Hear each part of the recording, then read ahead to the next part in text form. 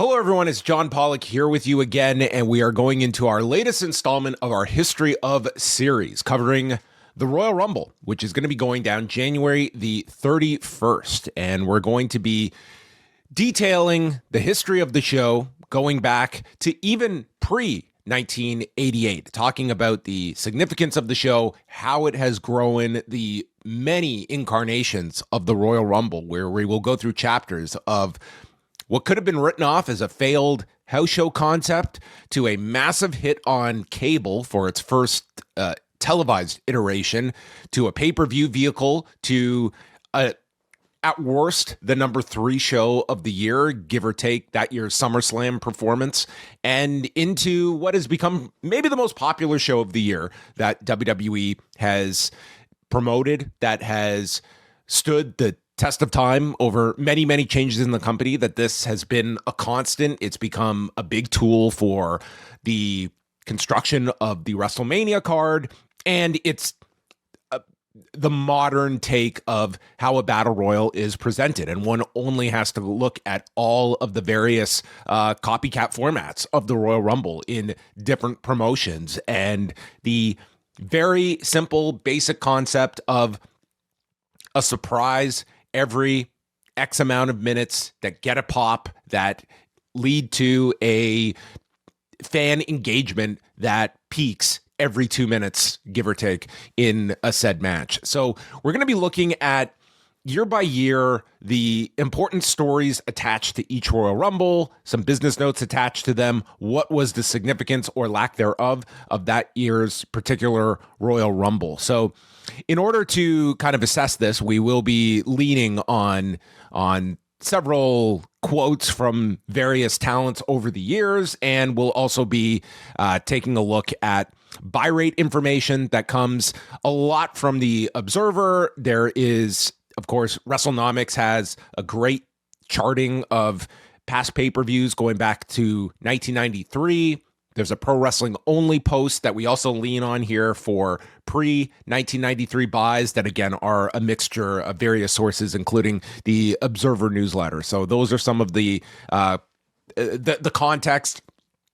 It is important, I think, to note that, like, the buys information, it is always a bit of a range that we're looking at, especially like pre I would say mid 90s, when it was at the time, it's still a private company. And I mean, generally there's an agreed upon number of buys that we are looking at. I don't think anything dramatically changes the belief of whether a show is a success or not, given the figures that we have. But all that is to say, we will go into what was the first Royal Rumble, and many people, if you are paying attention to, I mean, WWE, to its credit, I mean, they've kind of leaned in more toward their history at this point, and 1988 is kind of considered the origin point of the Royal Rumble, but it really did predate that, and this has come to the fore with Pat Patterson in his book. WWE has done history of Royal Rumble pieces and incorporated the 1987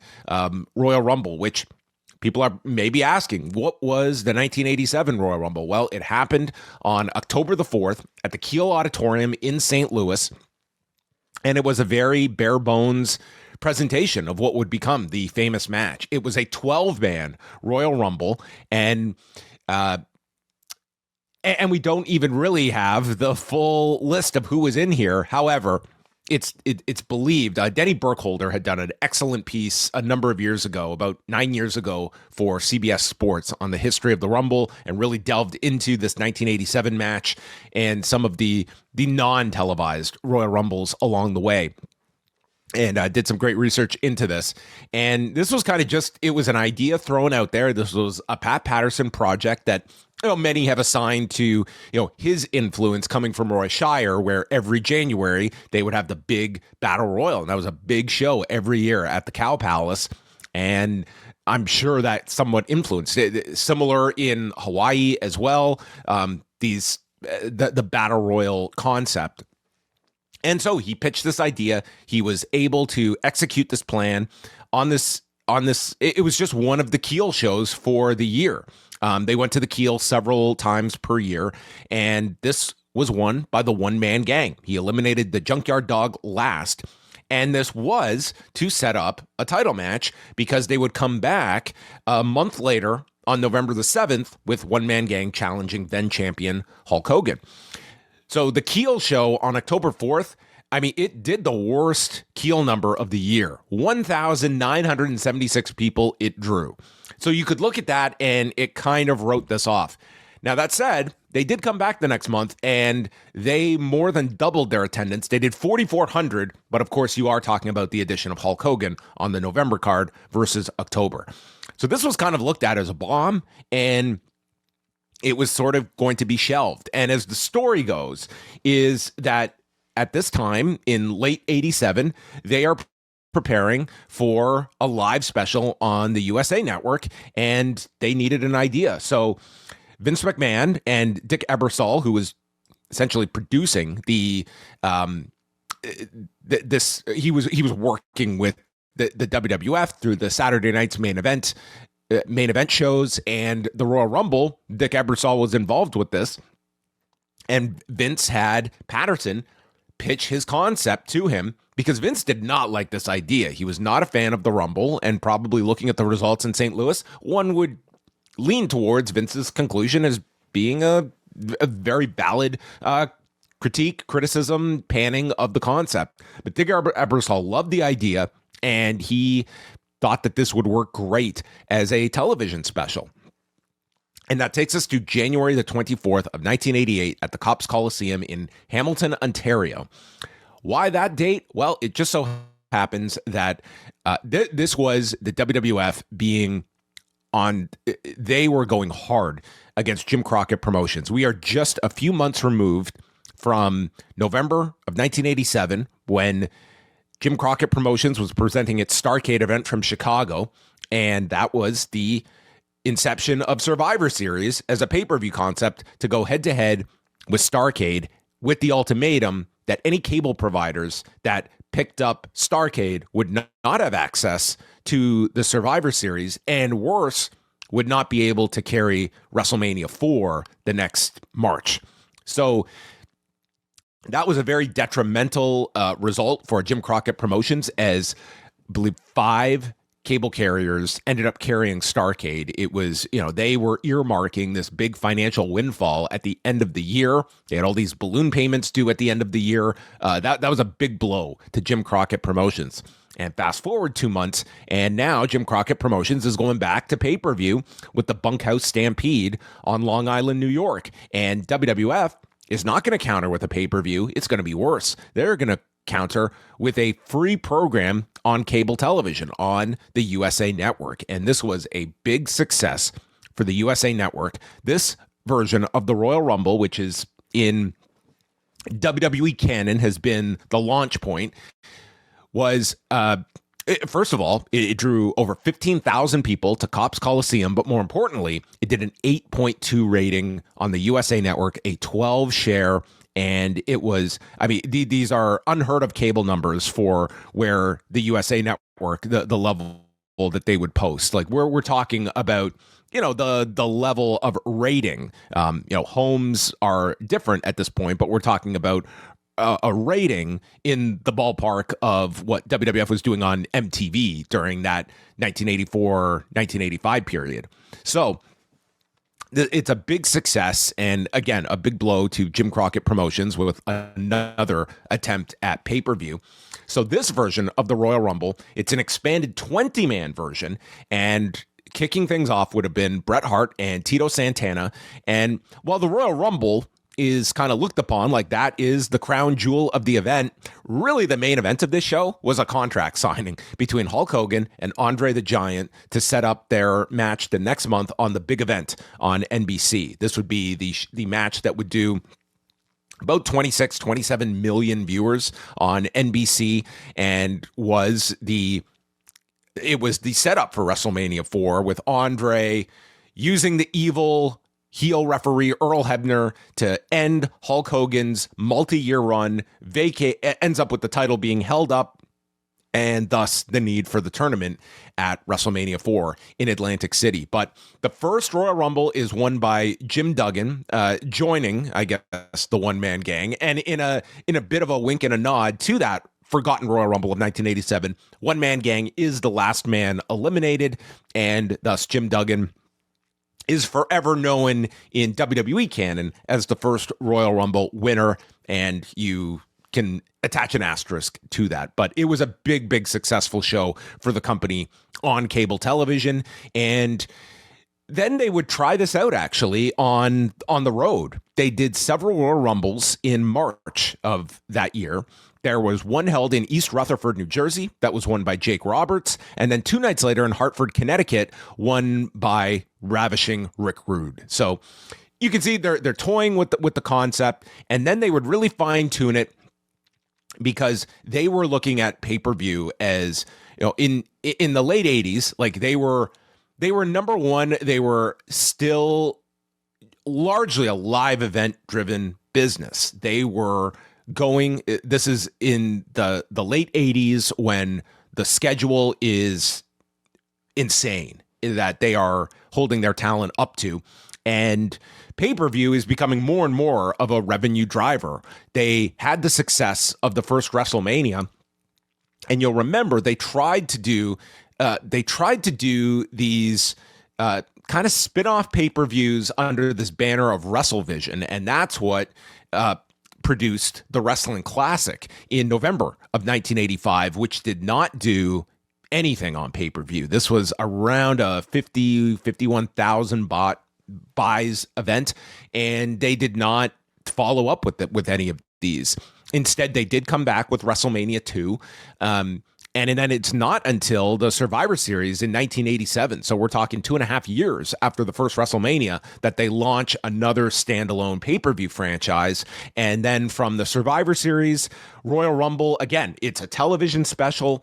In 1988, they do add SummerSlam, and at this point, they're looking for WrestleMania as, you know, the foundation of its pay-per-views, but creating some pillars, and SummerSlam being one of them, Survivor Series being another, and then looking for that fourth pillar, and that is the Royal Rumble, which becomes a pay-per-view in 1989. And that is where we go to the next show.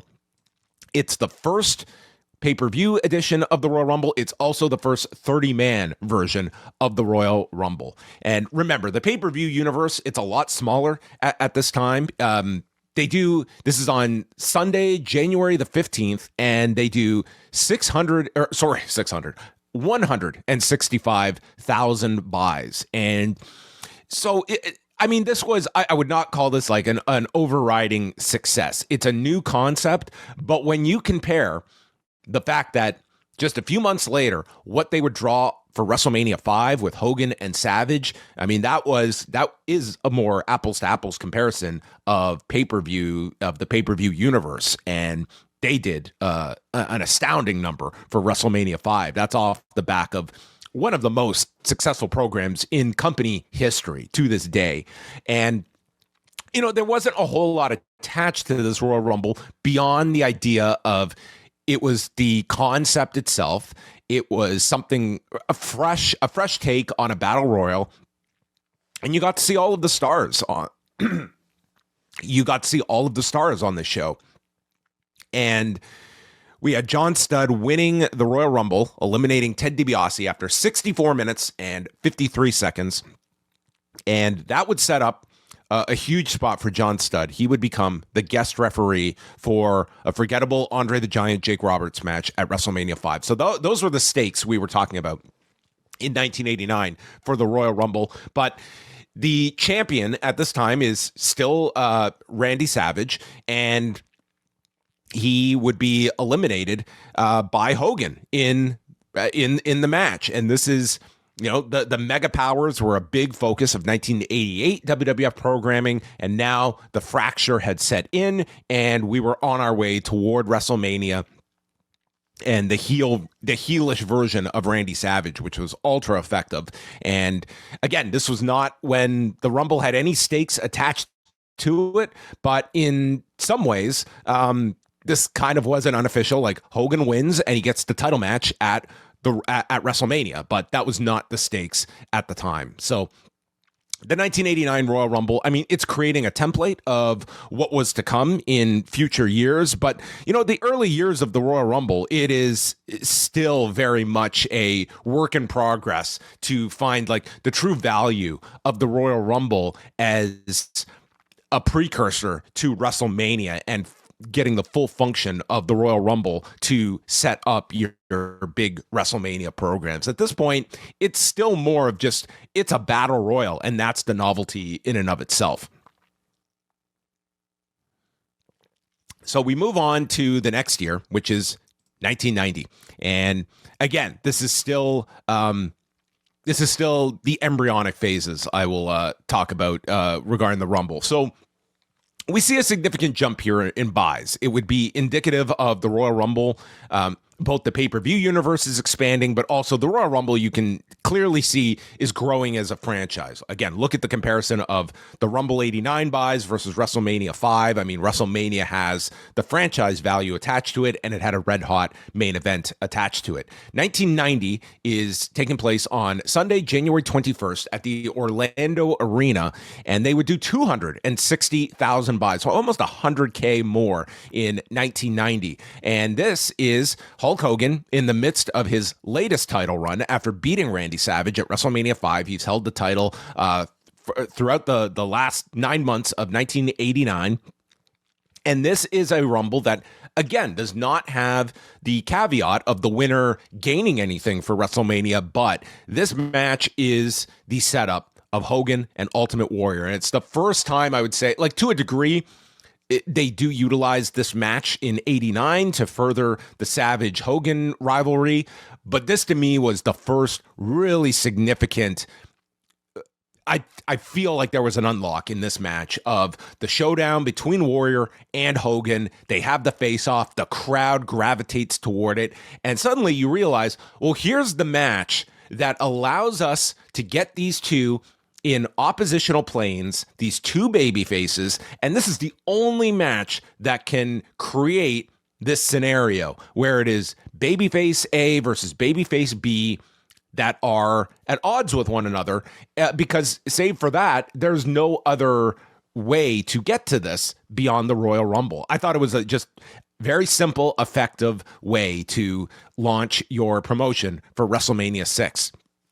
So it is the first time that Hulk Hogan wins the Royal Rumble, and he eliminates Mr. Perfect after 58 minutes and 46 seconds. But the big moment is the face-off with the Ultimate Warrior. They also start with the Iron Man concept that has basically become a feature of the Royal Rumble, is somebody gets to do the Iron Man gimmick where their story is lasting the longest of everyone. And it's sort of this, I don't know if there's anyone that's really taken something from it. It's a nice showcase for the night. It's it allows people to have a spotlight on one or maybe two people throughout a Rumble, and they have their own thing going on in lieu of winning the actual thing. But Ted DiBiase draws number one, and he lasts 44 minutes and 47 seconds. So that would be a concept that will come up many, many times over the years of the Iron Man gimmick itself. Other notes from the show, we had Jim Duggan beating the Big Boss Man, Ron Garvin beating Greg Valentine in a submission match, Brutus Beefcake and the Genius wrestling to a double disqualification, and the Bushwhackers beating the Fabulous Rougeaus. So this just sounds like 1990 dreg of outside of the Rumble itself. Also is the only Royal Rumble that is called by Tony Schiavone with his, on the night and a future broadcast partner in Jesse Ventura. And this would be Jesse Ventura's last Royal Rumble because he is gone by the 1991 show. So let's fast forward a year to 1991. And this was this was the best Royal Rumble show of the early era. They had a terrific event. This was January the 19th at the Miami Arena. And we talk about increases. So we're going from 165,000 buys in 1989 to 260,000 in 1990. This 1991 show jumps to 440,000 buys. This is an unmitigated success. This is also the first, this is maybe the most famous Royal Rumble image when you think of the match. This is the Joe Jusko poster that was repurposed the next year in 1992, a classic image at the time of all of these iconic figures and done in like a comic book style. And it just, there was, I think anyone that was a child at this age remembers this image very vividly, whether it's from the poster or seeing this at your local video store. It was a great poster that they had for the Royal Rumble, and with the street lights over top of them, a very cool concept. And they tried to recreate this in 2001, doing kind of a spin-off of this same type of concept. So 1991, what is going on? Well, at this time, Ultimate Warrior has been the champion since WrestleMania 6, and he is losing steam. And the original idea was Hogan and Warrior, you could run it back at WrestleMania 7. And WrestleMania 7 was supposed to be this historic event for the company where they would run the LA Memorial Coliseum. They were throwing out numbers of 100,000 people that they were going to draw. That was not going to be the case. And quietly, or not so, they would end up moving to the much more smaller LA Sports Arena and just running a regular-sized venue for the show. And Warrior, they would get the title off of him. The idea of going back to Warrior and Hogan is scrapped, and instead it'll be Hogan fighting on behalf of America against Iraqi sympathizer Sergeant Slaughter. And this was a very contentious moment in U.S. politics, where this was in the midst of the Persian Gulf War, which had just begun. And during the Rumble, you are still in the midst of all of this. Now, things had quelled by the time they got to WrestleMania, but at this point, this is at a fever pitch. This is a very patriotic presentation by the WWF. If you go back and watch this 1991 show, there's lots of references to the troops overseas. They are pushing a lot of emotional buttons here with this Sergeant Slaughter character, and it drew a lot of criticism for that.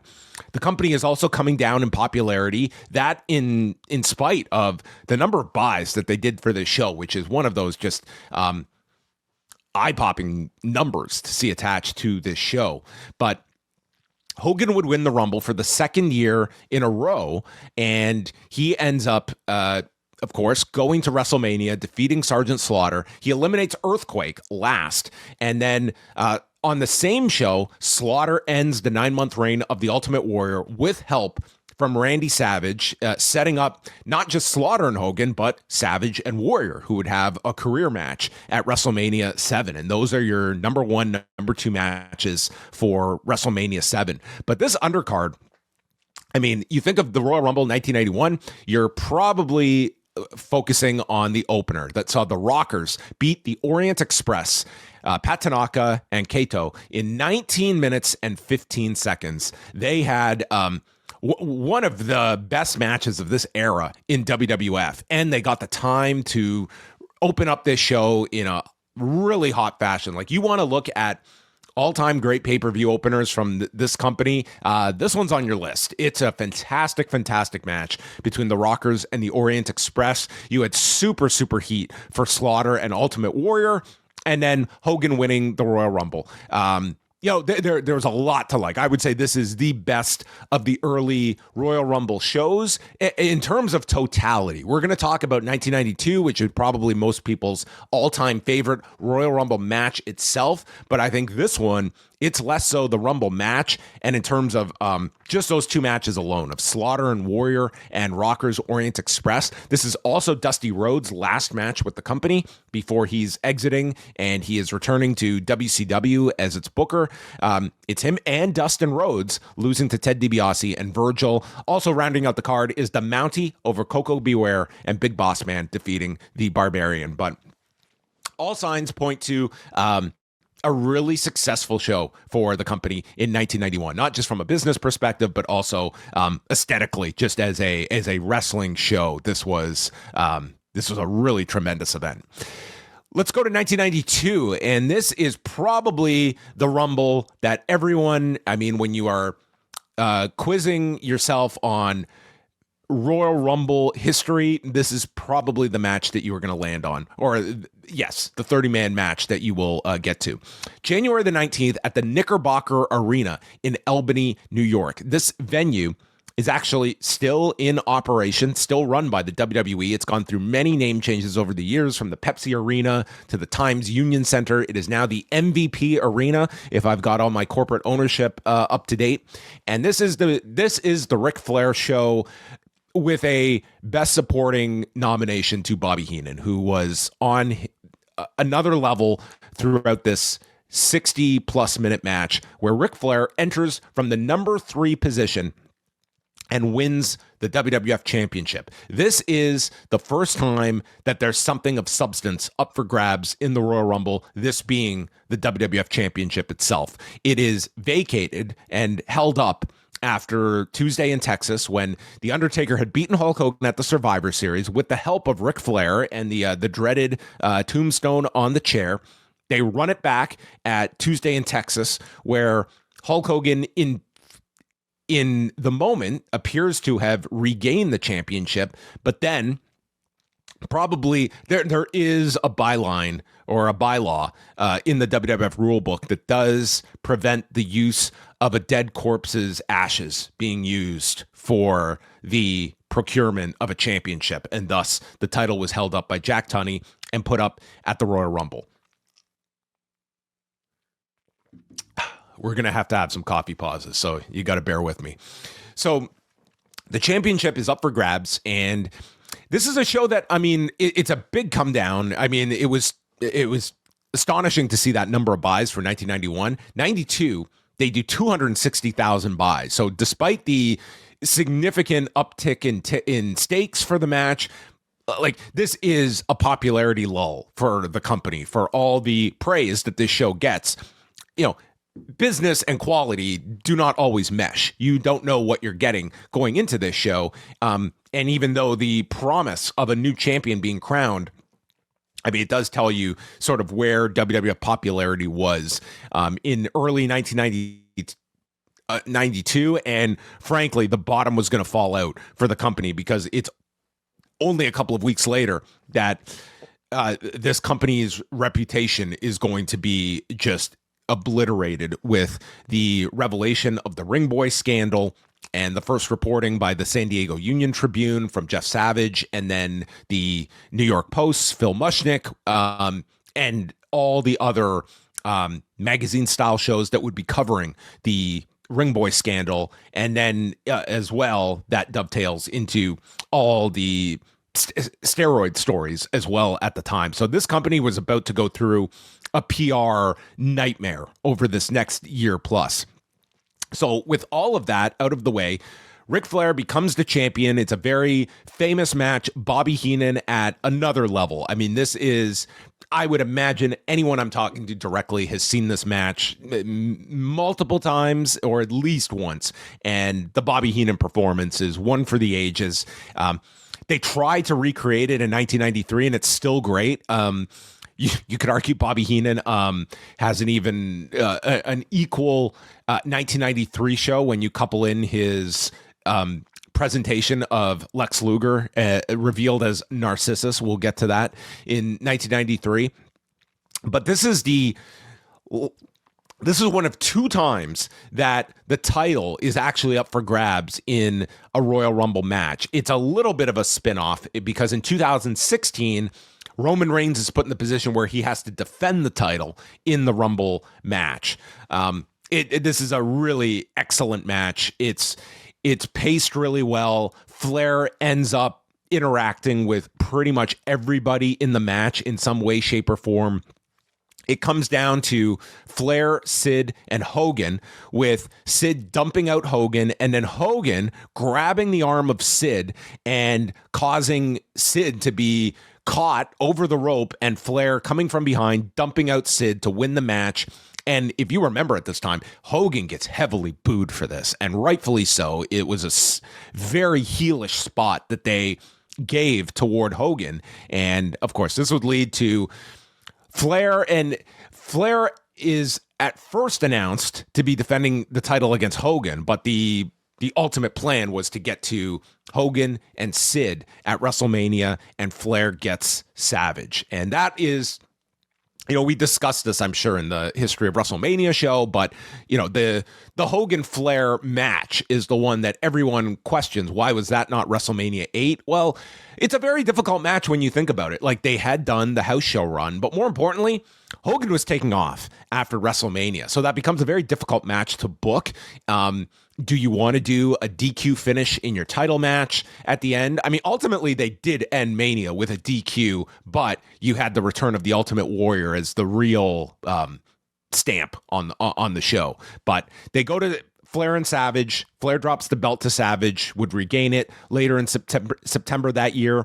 And, the company, they are going through a real rough time in 1992 because there's nothing but negative headlines and, quite frankly, a pretty gross underbelly to this company that is being exposed on a national basis. And you look back, and I think we're so in the trenches of looking at this, all of these scandals at the time. It is a miracle this company came out of that and survived. I mean, it is not a pretty next couple of years for the company business-wise, but the fact that there are many companies that would not have survived the scandals that this company went through in this period, and that's what this event, to me, kind of represents. It's the start of a really dark period for WWF. The rest of the show, Roddy Piper defeats the Mountie, wins the Intercontinental title, ending the Mountie's 2-day title reign after beating Bret Hart in Springfield, Massachusetts. And the storyline that they incorporated was Bret having a fever and missing this show, and Piper being sent in as his surrogate and winning the title back. Total storyline, and Bret was just left off the pay-per-view. But it was not just some willy-nilly reason, like, why would you want Bret off? The idea here was to create Bret going for his belt, but having to beat his mentor in Roddy Piper, and that being one of the featured matches at WrestleMania 8. I didn't think this was I thought this was a perfectly rational booking idea. And so you do lose Bret on this show, but you do create a big scenario for Bret at WrestleMania 8. And they tried to recreate the magic of 1991 because they open again with a lengthy Orient Express match taking on the new foundation of Owen Hart and Jim Neidhart, a very short-lived team with their tremendous outfits that scream January 1992. They go 17 minutes and 19 seconds. It's another great match. It's not at the level of the Rockers match the year prior, but it's still a great opener overall. And then the Beverly Brothers beat the Bushwhackers, and the Natural Disasters beat Legion of Doom by countout. Not a whole lot there in those two matches, but certainly the Rumble and you throw in the new foundation and Orient Express. Those are two, well worth your time viewings if you had not seen them. So now we're going to head to 1993, and this Royal Rumble takes us to the Arco Arena in Sacramento, California. And wouldn't you know it, we do see an increase in buys. They move up to 300,000 for January 24th. So this is early in Bret Hart's reign. Somewhat at the midpoint, actually, when you look at it. He had won the title in October, would hold it, of course, until WrestleMania 9. Can I say, underrated poster at this one? I thought this poster, I remember seeing this on a WWF magazine. I thought this was a really badass-looking poster here. Razor Ramon, I just think looks awesome here.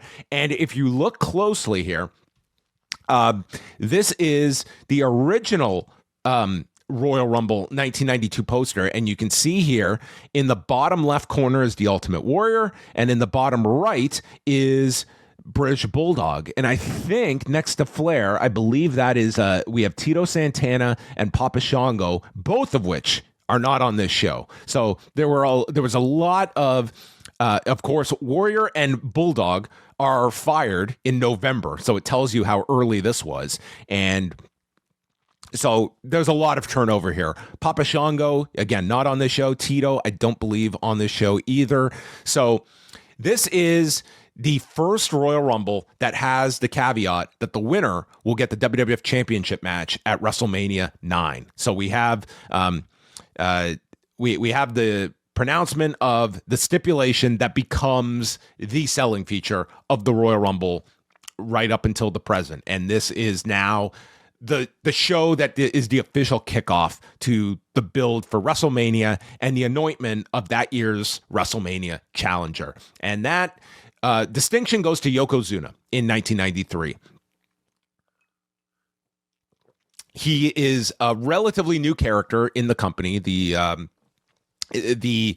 Samoan turned Japanese sumo grand champion Yokozuna eliminates Randy Savage after 66 minutes and 35 seconds in a match that brought us Genichiro Tenaru and Carlos Colon, the famous youngster. That was the call in this match by Gorilla Monsoon.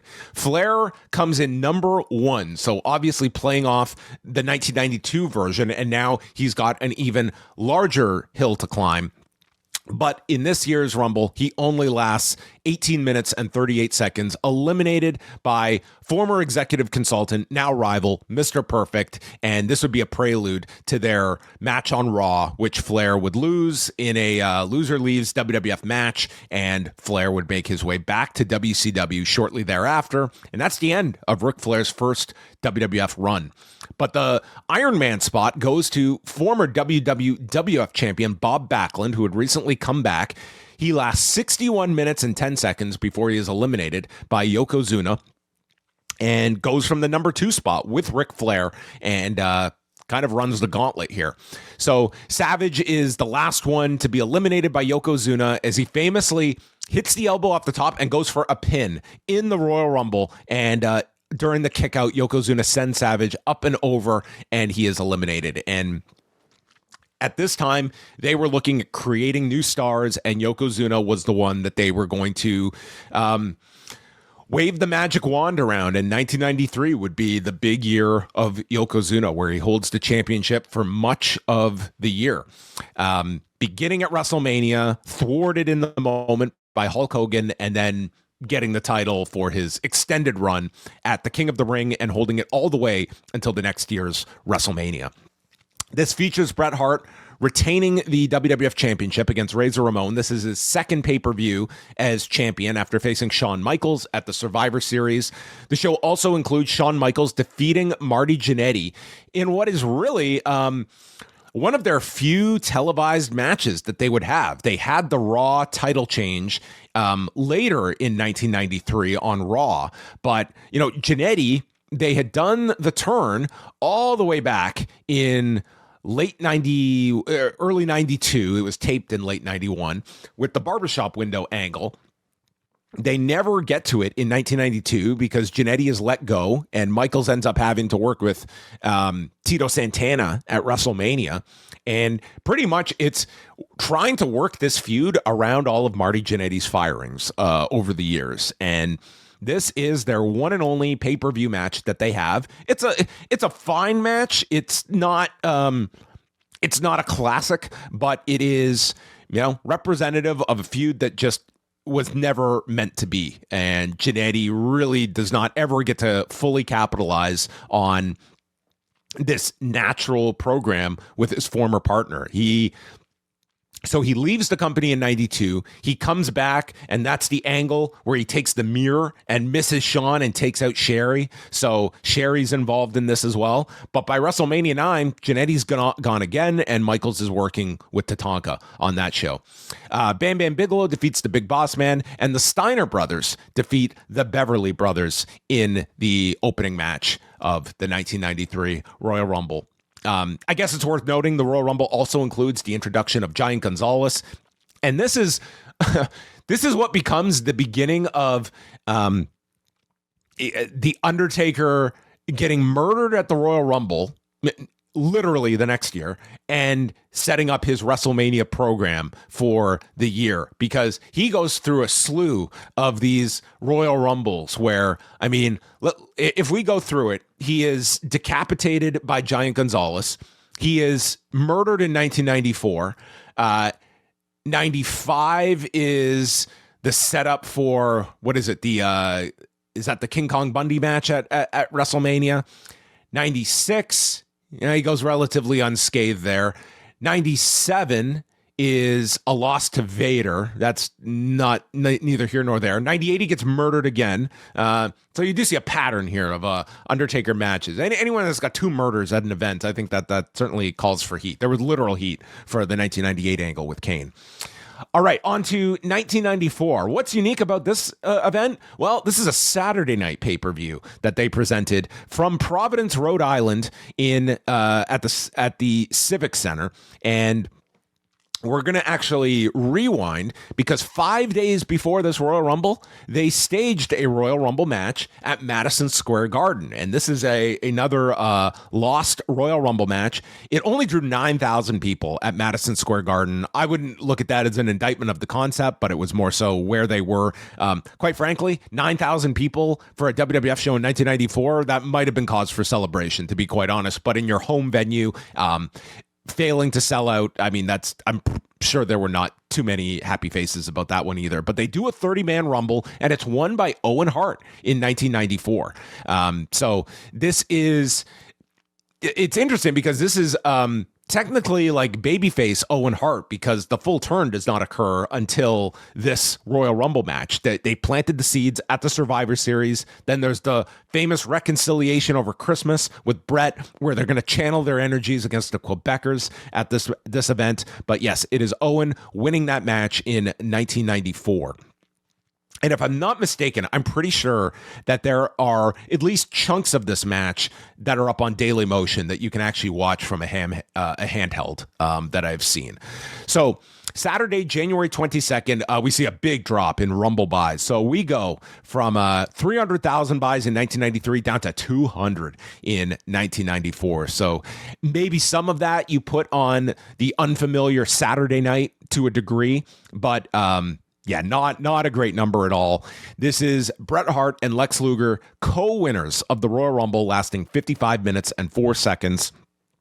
It's the return of Tenryu. 2 years in a row he gets booked in the Rumble. And you could see that, man, we were just sending out the smoke signals for any guys that could fill out this Rumble. We get the great Kabuki. Greg Valentine gets a payday to participate.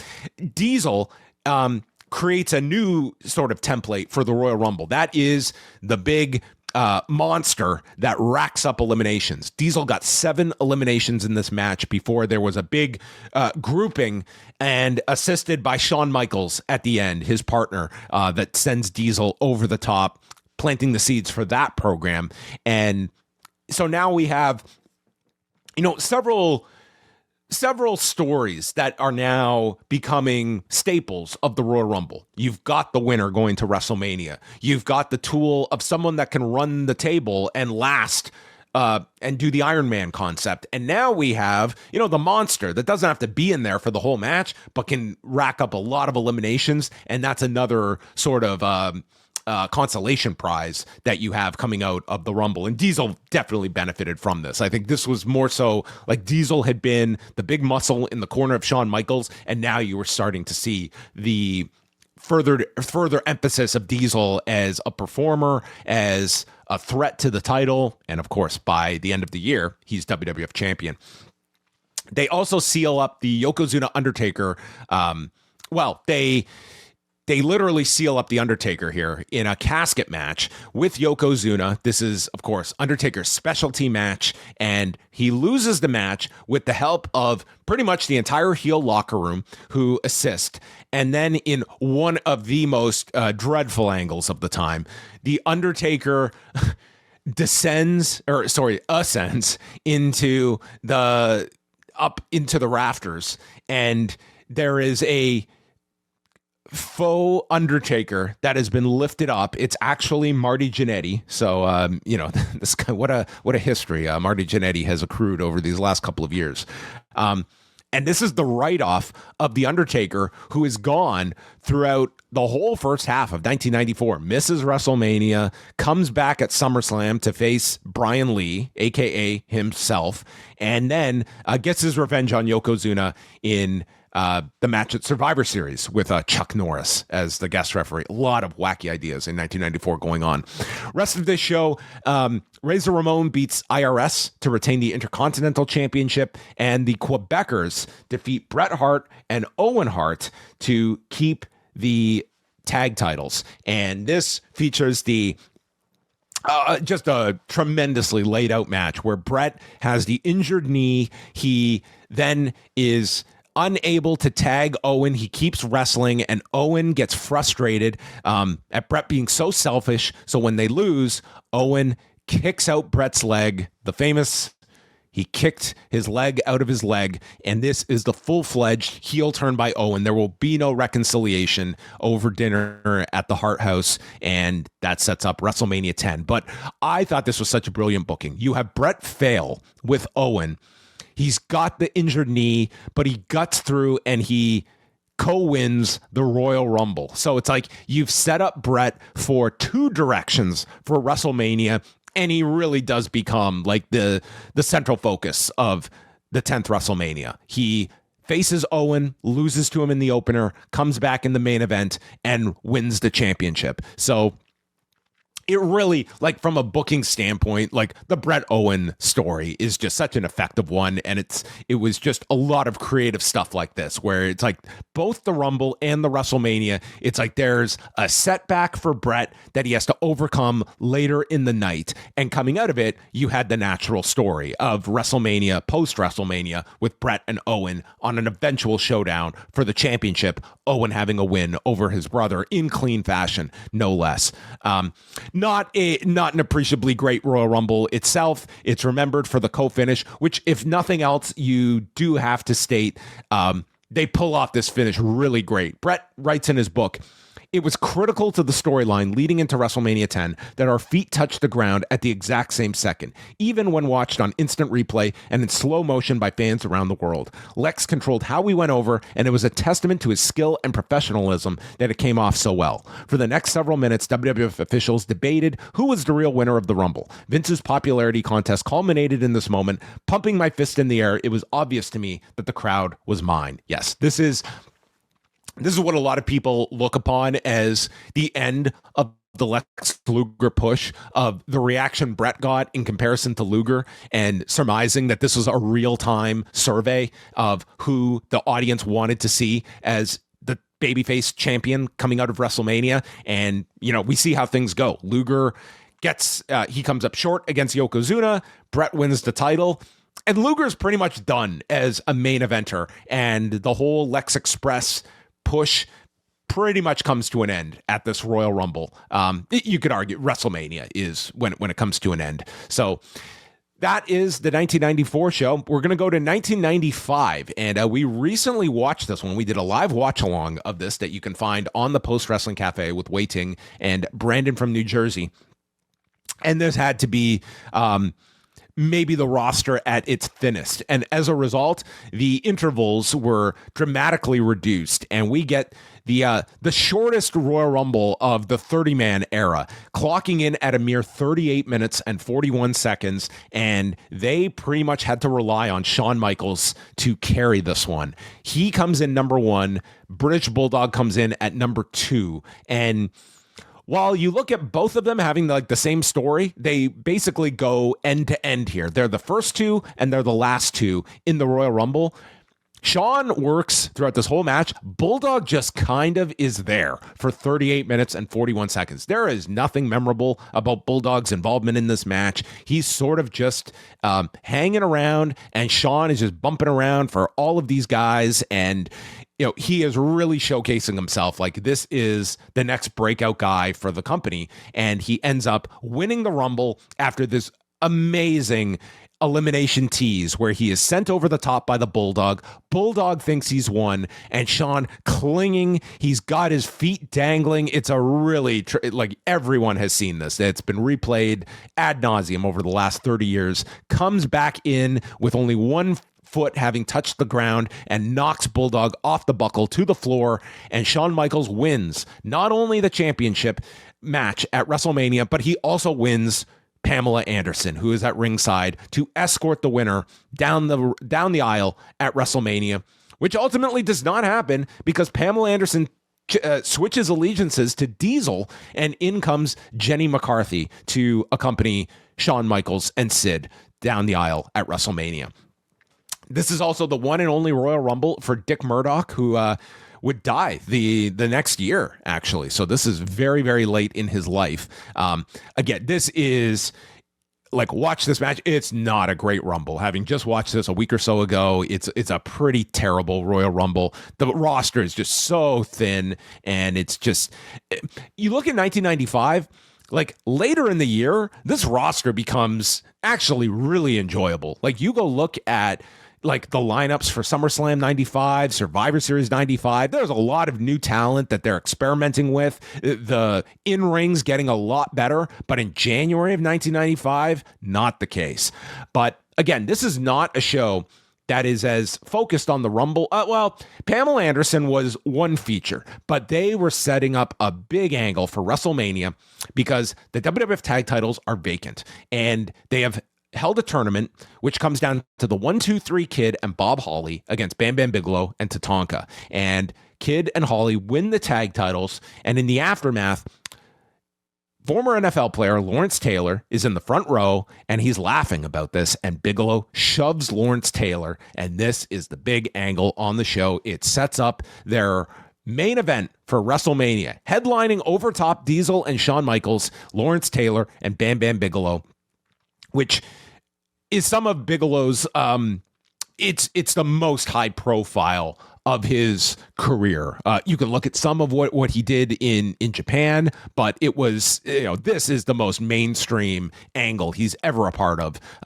in this country, and I would argue in his career. Does a really great job with Lawrence Taylor in the WrestleMania match, but ultimately it does not lead to Bigelow becoming this breakout babyface for the company. Rest of the show, Diesel and Brett, they're running back a match from King of the Ring 94 when Brett was champion, and now the tables are turned. Diesel is the new champion. This is his first pay-per-view as champion, and they end up going to a draw after a bunch of run-ins at 27 minutes and 19 seconds. So it does tell you, like, they were just eating up minutes on this show. You were getting a truncated Royal Rumble, and the rest of a card that included The Undertaker beating IRS and Jeff Jarrett winning the Intercontinental title from Razor Ramon, which is another match they would run back at WrestleMania. 225,000 buys for this Royal Rumble, so it is up from the previous year's 200,000 that takes place. We also overlooked May 9th, 1994. They ran a 22-man Royal Rumble in Osaka, Japan, which was won by The Undertaker. So again, sporadically utilizing this on house shows. The next one up is 1996. Can we agree? The worst Royal Rumble poster. Like, we've got War and Peace in text form on this poster, where Diesel is delivering this big boot that couldn't be more of an expose of the business than you could find in 1996. The tagline is, "You've been warned," which I don't know if that's the best tagline either for a pay-per-view that they are asking you to spend money on. Brutal. So 1996, it is taking place Sunday, January 21st at the Selland Arena in Fresno, California. 269,000 buys. So for all that said, this is their best performance since 1993 in terms of the Royal Rumble buys. And this is going back-to-back years, Shawn Michaels winning the Royal Rumble. But this time, as the unquestionable babyface in the match, and he has got the story of...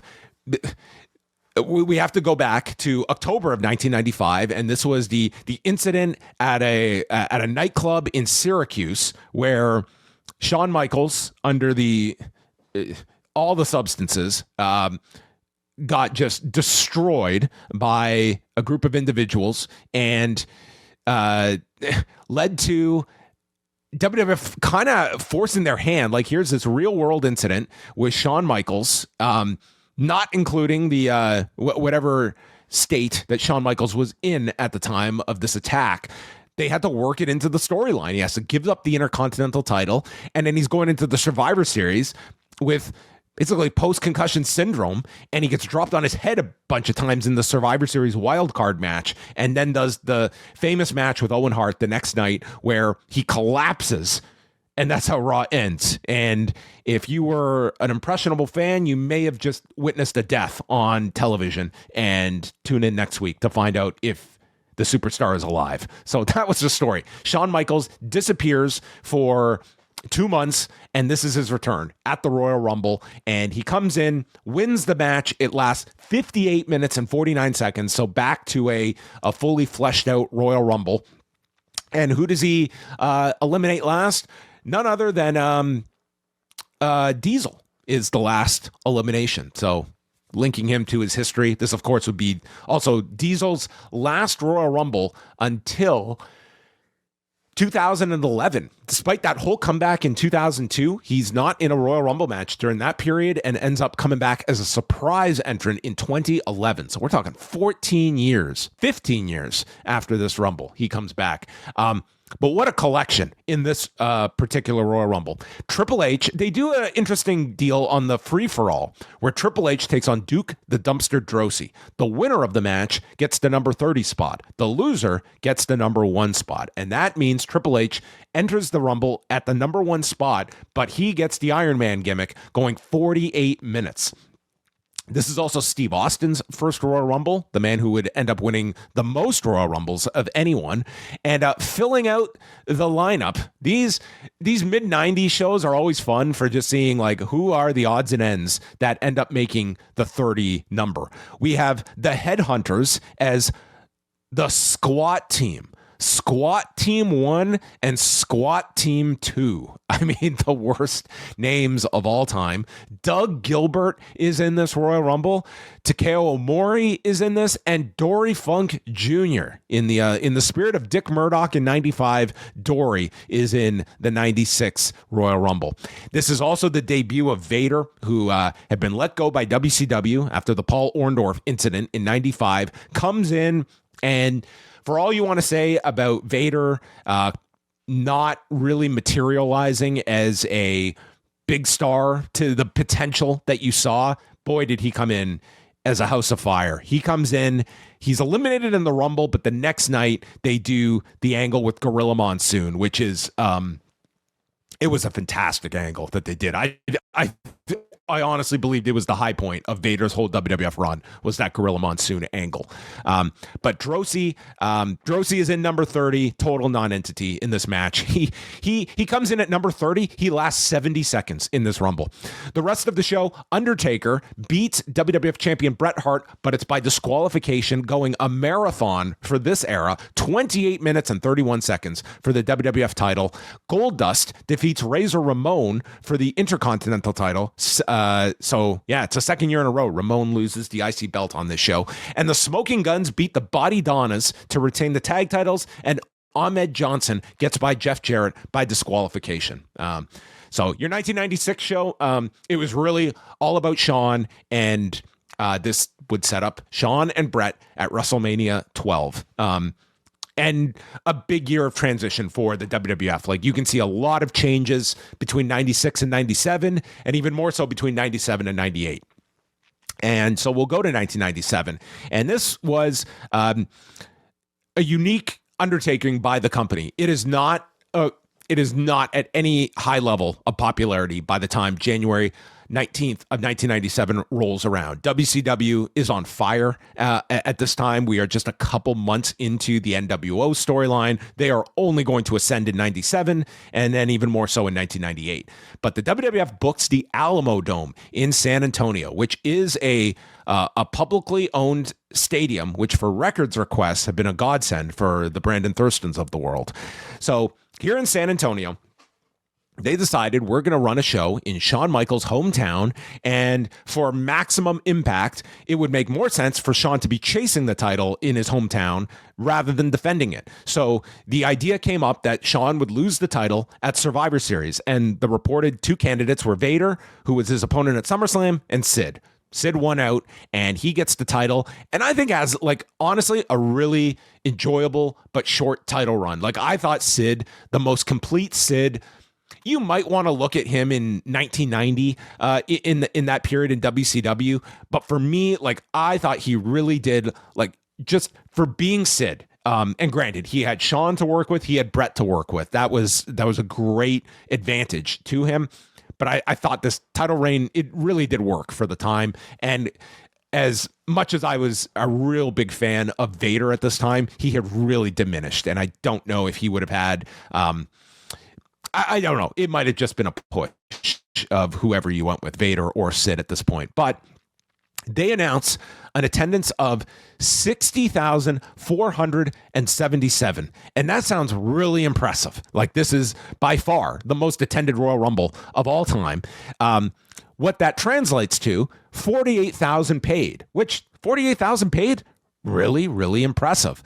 But as we talk about today, sometimes we're looking at these market-to-market comparisons for WWE, and it's like, yeah, you know, numbers are down, 3,000 here, 2,000 there.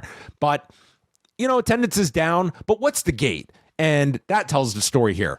48,000 paid, $480,000 gate for this show. So that tells you of what the ticket prices, like, these are extremely cheap tickets to put in as many people as possible at a time when company business was not all that hot. I mean, it's very similar to WrestleMania 8 at the Hoosier Dome, where, again, it was more about number volume rather than it was gate and kind of a mirage to kind of cover for a popularity dip that this company is certainly going through in early 1997. But 97 ends up being a very historically significant year for the company, and they're in a totally different stratosphere 1 year after this in 1998.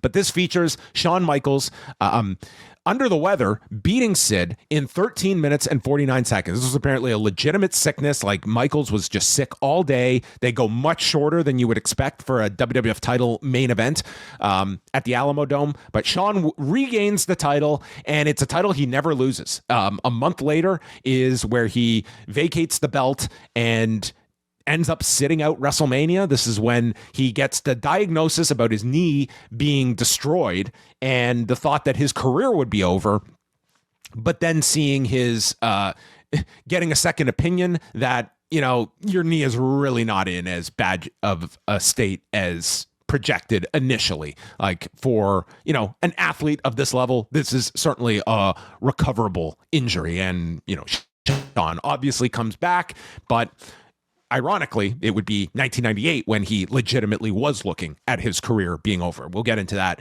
in the next year's focus.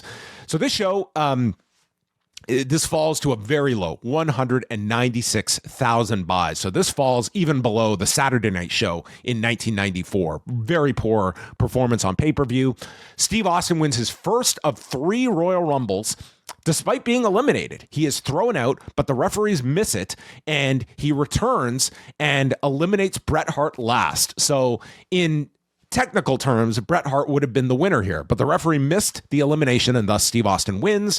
And this was going to set up a 4-way at the February pay-per-view to create a number 1 contender for WrestleMania. But after Shawn Michaels vacates the title, the belt is put up in that match, which is won by Bret, who loses it to Sid the very next night. And we get to a WrestleMania consisting of Sid against The Undertaker in the most forgettable match of that show, to Steve Austin and Bret Hart in a I Quit match in the most memorable match of that show.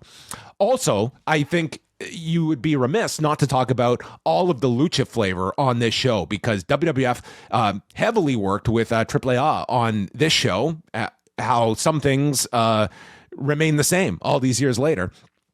This included the famous involvement of Mil Mascaras in this Rumble match, eliminating himself, Perroth, Cibernetico, Latin Lover. You had the Minis on the undercard as well. So, you're running in San Antonio. They felt, lucha talent would be a great draw for us. And I thought it was a very smart maneuver, and was when WWF was really leaning into using a lot of lucha talent to kind of at least compete with WCW, whose cruiserweight division and expansion of its of the talent that they were seeking. At least this pointed towards kind of an expanded viewpoint that WWF, like, you had your Bretts and your Shawns on the main event scene, but man, its undercards were hurting in early 1997. So there you go. That is the 1997 show. They would hit a low, but in the years to come, the Rumble was going to enter its next phase. It's the Austin era, and now this pay-per-view is going to be established as a real force in the WWF's calendar each year. And so now we will shift focus to 1998. I think this is where the Royal Rumble takes a step up in terms of becoming an even bigger part of the WWF calendar, and case in point being the jump that we see from 1997 to 1998. The 97 show in San Antonio does 196,000 buys. WWF certainly is behind WCW in a major way at the beginning of 1997. Fast forward to January of 1998, they move up to 325,000 buys for this show. This is 2 months after the Survivor Series and the exit of Bret Hart, and it is the rise of Steve Austin and the infancy of the Attitude Era, and a year where the company would explode and enter its next boom period. But this is the very beginning stages of that jump for the company. So this is a very important event in several instances. First of all, we have Mike Tyson, that is in attendance at the Royal Rumble, showing on camera as a precursor to the angle the next night in Fresno involving Steve Austin and Vince McMahon, the pull apart that they have, and then they're off to the races to WrestleMania 14. And that is one of the more important angles of the era for WWF involving Tyson. It all starts here at the Rumble. But the other big story from this show is the injury to Shawn Michaels. He is in a casket match with The Undertaker. This is several months after their Hell in a Cell match, and running it back with the casket stipulation. And during this match, everyone knows the spot where Shawn takes a back body drop, landing with his lower back on the edge of the casket. And this ends up being a debilitating back injury that Shawn sustains.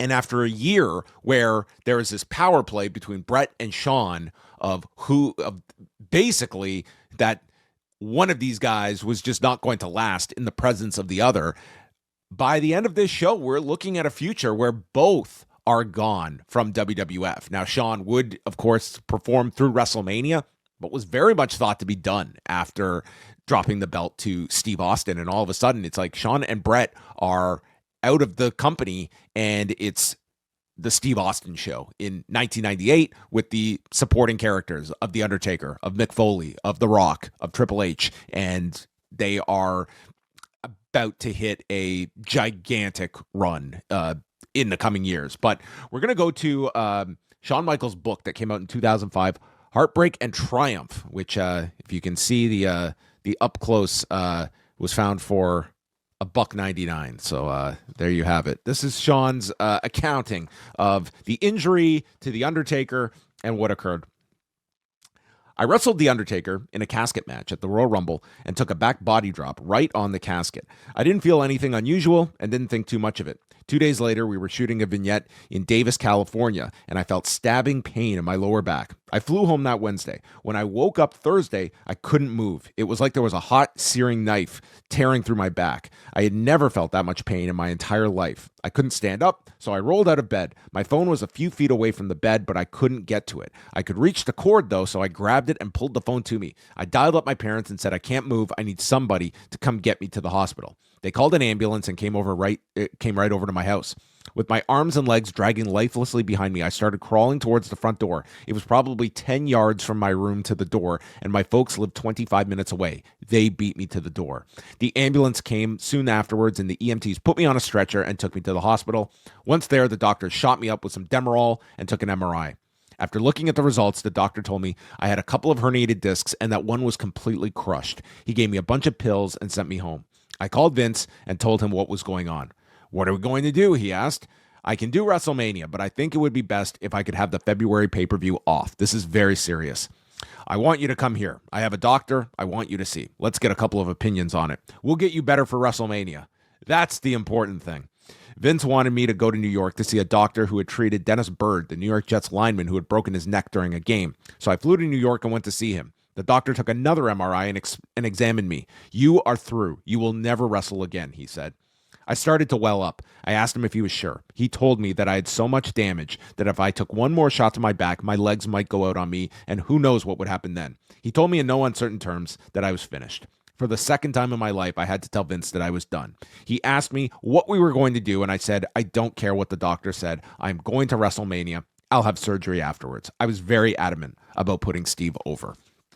And this is the pretty much the end of Shawn Michaels' first half of his career, and would make the comeback in 2002. And it's a very rough period for Shawn Michaels in those 4 years, as he is able to eventually kick his drug dependency issues and turns his life around. It was concerning to watch Shawn Michaels in this period on television, much less what was going on when the cameras were not rolling. I mean, he is pretty open about the fact that he was a mess, that he was very much dependent on pill use and in extraordinary amounts of pain on top of it. So this is any kind of details in the book. Like, here's the company that he has gone through the whole dark period of the mid-90s, and now it's seeing the light, it's rising up, and he's on the way out. He's not going to be part of this big boom that is to come, at least not as a active participant.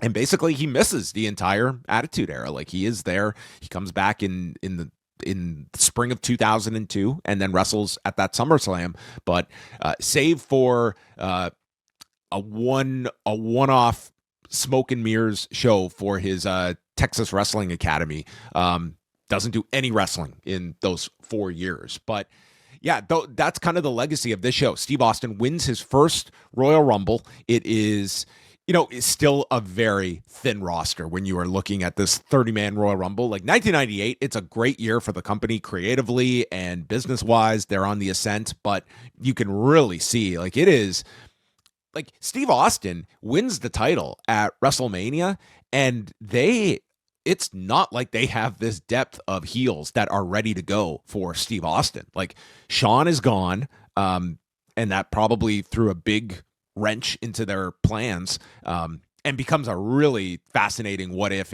Shawn had been healthy and around in 1998. I mean, what is the trajectory of the company that year? Is Shawn the surrogate for Vince McMahon? I mean, that makes sense naturally, but that also might have not given Vince the impetus to even want to be the Mr. McMahon character during that period, which was crucial. And they go with Mick Foley, they go with The Undertaker, they go with Kane, but it's not like they had this whole murderer's row ready for Steve Austin post WrestleMania. But the Royal Rumble, it's remembered for having Mick Foley entering 3 times, which on a roster like this, sure, why not? The Rock goes over 51 minutes, so he gets the lengthy run, and it is Austin going to the end of the Rumble and eliminating The Rock last, who would become his major rival during this period. Other matches on the show: the LOD, Legion of Doom, defeating the New Age Outlaws by disqualification in a tag title match, and The Rock beating Ken Shamrock by DQ, keeping the Intercontinental belt. But it's a successful show. Again, 325,000 buys, and we are just going to see the effects of the Attitude Era, because 1 year later, they're going to Anaheim, California, at the Arrowhead Pond. It is Sunday, January the 24th, and we are going to have the most successful Royal Rumble to date up until this period. 650,000 buys. for Royal Rumble No Chance in Hell, which is the first time fans heard the No Chance in Hell theme, which would later become, of course, Vince McMahon's theme that he was synonymous with. But that was actually the pay-per-view theme for this show. And it's all built around the Austin Vince McMahon program, where the story going in is that Steve Austin would be number one, Vince McMahon would be number two, and there was a gauntlet put out, or a bounty rather, on Steve Austin for $100,000 for whoever could eliminate Steve Austin from the Royal Rumble. And I mean, this is not a great Royal Rumble at all. It's Austin and Vince is the primary focus, and they start the match. They then are gone for most of the match, where it's believed that Austin is taken out in the bathroom and laid out. And Vince actually does commentary, and then both men end up back in the match for the end, where Steve Austin is sent out and Vince McMahon ends up as the winner with plenty of interference. And yes, Vince McMahon wins the Royal Rumble, only for it to mean nothing the next night, when it's essentially made that Vince will put his spot up against Steve Austin at the St. Valentine's Day Massacre the next month, and they'll do the first one-on-one match between the two since they had promoted the Raw match in 1998, but this is going to be the first real match between the two, and putting it in the main event of a pay-per-view, no less. So that was the Royal Rumble portion of the show, but yeah, and the Rumble goes 56 minutes, 38 seconds. Also includes Chyna becoming the number 30th entrant, the first female to enter the Royal Rumble as well. But the match everyone's going to remember about this show, it's The Rock and Mankind in their I Quit match, which was kind of went down in lore as one of the more violent matches in company history, one of the more disturbing matches in company history, and it was immortalized in Beyond the Mat. It adds it adds so much more weight when you watch Beyond the Mat, because if you were to watch this, like, it's a terrifying match to watch because of the head damage that Mick Foley takes. But then you get so much more insight into this match, and we're going to get into it a little bit from Mick Foley's second book, Foley is Good. It's the agreed upon chair shots that Rock goes recklessly past and just tease off on this guy. Like, it is harrowing to watch this match. And then you compound the fact that Mick Foley's wife and two young children are in the crowd and brought to tears. You see the backstage footage from Beyond the Mat as well. Mick Foley just kind of calming them down. And then, like, the real sobering moment of Beyond the Mat is Mick Foley watching the footage back with director Barry Blaustein and, feeling he made a big mistake as a father. And just, you can see, like, in Mick Foley's mind, like, here was this, yes, violent match that went beyond the confines of what him and Dwayne had agreed upon. But at the end of the day, they told a great story, and he seems proud of the match. And then he sees the collateral damage that it had and realizing, wow, you just see this high just plummet as he's watching this footage in Beyond the Mat. So let's go to Mick Foley's second book. Again, this is Foley is Good, and we're going to go through this I Quit match. So we have Mick Foley writing, I sincerely believe that pro wrestling is at its best when the performers lose their own sense of disbelief and begin to actually feel it. In a sense, the match, and he's referring to the I Quit match, becomes real, or at least real, in that they actually become their character and actually feel what the storyline is attempting to make the audience feel. As I took the beating up the aisle, I lost that sense of disbelief and began to actually feel that I was the wounded Mankind, so beat up that I could hardly stand. If you're Mick Foley and you're about to be handcuffed and bludgeoned in front of your children, it's probably not positive. The Rock rolled me into the ring, and while I was down and feeling it, produced a pair of handcuffs. The audience began to understand. While I was on my belly, The Rock cuffed my wrists behind my back and began to taunt me. He put the mic in front of my mouth. The Rock sent me down with a punch. Somehow I managed to make a comeback while handcuffed and even managed to drop a headbutt on the people's jewels. But while I was recuperating, The Rock got to his feet and met me with a devastating clothesline when I got to mine. Upon impact, I could feel my jaw dislocate. A jaw that dislocates easily has always been one of my Achilles' heels, and mentions when the Dynamite Kid tore a ligament in his jaw with a clothesline. As I lay on the ground, I heard a definite ooh of anticipation from the crowd. Rock had the chair. He rolled me onto my back and placed the chair over my face. I instinctively turned my head to the side so that the coming impact wouldn't damage my nose or teeth. Rock signaled for the people's elbow, and when he landed and the steel of the chair smashed into my skull, the move certainly didn't feel all that silly. Upon viewing beyond the mat, I could see my family scream at this impact. I wish I could say that my mind was on them at this point, but I was only thinking of the match and the first of the 5 chair shots to my head, which I knew was coming next. Slowly, I got to my feet. I knew that I wouldn't go down on the first one because in my entire career, one shot had very rarely been enough to do the trick. I was wrong. I went down to my knees. The shot had legitimately knocked me down, and it had hurt worse than any chair shot that I'd ever taken. I hadn't taken into account how the cuffs would alter my body's ability to give with the blow and thereby cushion the impact. Every chair shot hurts, but this one had been extraordinary. I resigned myself to the fact that I would have to take 4 more and comforted myself with the knowledge that about a minute of Rock's mic work and taunting before having to take another one. Crash. I was wrong. That 1 minute had suddenly shrunk to about 3 seconds, and the impact had been violent. The blow knocked me off my knees and onto the ground, but I was up quickly and begging for more. Over the past 18 months, I've tried many times to rationalize my behavior after this, and I'm still not sure how to do it. The best I've come up with is that by not allowing me time to recuperate and by legitimately hurting me, The Rock had triggered a great deal of anger within me. That anger, combined with my lost sense of disbelief in the match, caused me to become defiant, and with my children among the 20,000 in attendance, I looked The Rock in the eye and dared him to knock me down. Boom. The first one was hard, but I shrugged it off and dared him to give me another. Boom. He was up to it, and I wasn't quite as feisty, but still on my feet. Crash. The third one was perhaps the hardest shot I've ever received and sent me straight down on my back. It also not only opened the cut that I had suffered days earlier, but tripled it in length and depth. As I lay there, I felt the blood start to flow. At this point, both Colette and the kids were devastated. Noelle had her head buried in Colette's shoulder, and Dewey's crying was causing him to shake. Once again, I wish I could say that my mind was on them, but I was oblivious to everything but the match. It would be 5 months before I saw Barry's footage of my family. The impact the video had on me made those chair shots seem weak in comparison. 5 shots. That's all it was supposed to be. 5 had already been given, but I was still in the ring and not up the aisle, where the finish was supposed to transpire so as not to make the head of the USA Network look bad.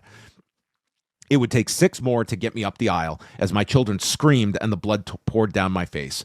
My theory of the anticipation being worse than the actual shots had been trampled. The shots were much worse than the anticipation. In reality, the shots came quickly with a minimum of buildup and mic work between them. After 8 shots, I turned my back to The Rock and began stumbling up the aisle. This was my nonverbal cue for The Rock to hit me in the back of the head, knock me out, and end this massacre. By this point, my defiance was gone and my sense of disbelief. I knew exactly what was going on. I was in a match that had gotten carried away. I was suffering a great deal, and I wanted it to end. Ultimately, The Rock didn't pick up on my nonverbal cue as he ran a circle around me and smashed me another time on the top of the head. On the bright side, it seemed that my goal of showing his mean streak was being achieved. After another shot, I turned my back again and started stumbling up the aisle. This time, The Rock was right on the money and caught me with a crushing blow to the back of the head for the knockout. So he goes through the rest of the match and kind of the post-match after. They end up with 11 chair shots, which is just it's utterly insane to even look at this and to hear Mick Foley even try to rationalize it as well and try to give the benefit of the doubt. But as much as the 11 chair shots is, strikes you the wrong way, it's the end of this chapter that will leave you with an even more negative opinion of Dwayne Johnson and his approach to all of this. Mick writes, I had many visitors while I lay in the room, all of them asking how I was. Billy Gunn, who I usually only shared a joking relationship with, was very kind, as was Darren Drozdov, who offered up the sentiment that you are the fucking man. Droz was paralyzed in a match 10 months later and remains in a wheelchair. Whenever I think of him, I think of that visit in the dressing room. When I left the arena, I was troubled by the fact that one wrestler had not come in and checked on me. This would bother me for a long time, and in truth, it is something that I have still not forgotten nor entirely forgiven. Of all the visitors who came into that room, The Rock was not among them. And that is Mick Foley's account of the I Quit match. I think it's one of the most reckless, violent matches in the company's history. I am not a fan of this match in any way, shape, or form. And I think it goes into a level of unprofessionalism that is probably one of the most egregious that you can attach to Dwayne Johnson. I mean, not considered a reckless performer, but in this match, he every bit was. And it's one where, for whatever reason, a guy that was still relatively early in his career, whatever you want to assign to it, it was just, you have somebody's well-being in your hands and making that audible. And I'm sorry, like the argument of like head trauma and that we didn't know. We didn't know how serious this would be in later years. I'm sorry. Like, the head is the head, and it was not just some revelatory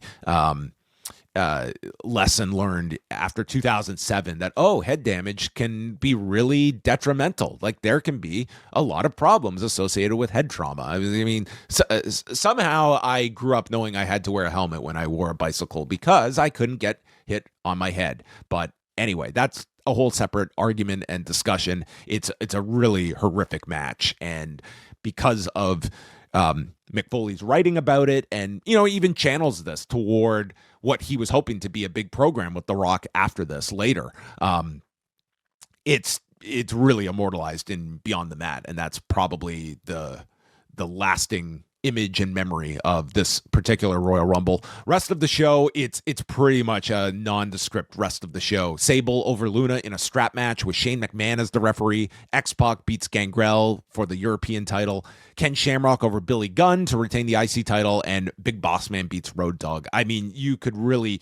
It's the undercard here is like a carbon copy of what you would see on Raw with a couple of minutes tacked on. That's really the extent of it. It's a 2-match show, but a super successful one for the company, which is red hot in 1999 and was only going to get hotter as the year progressed.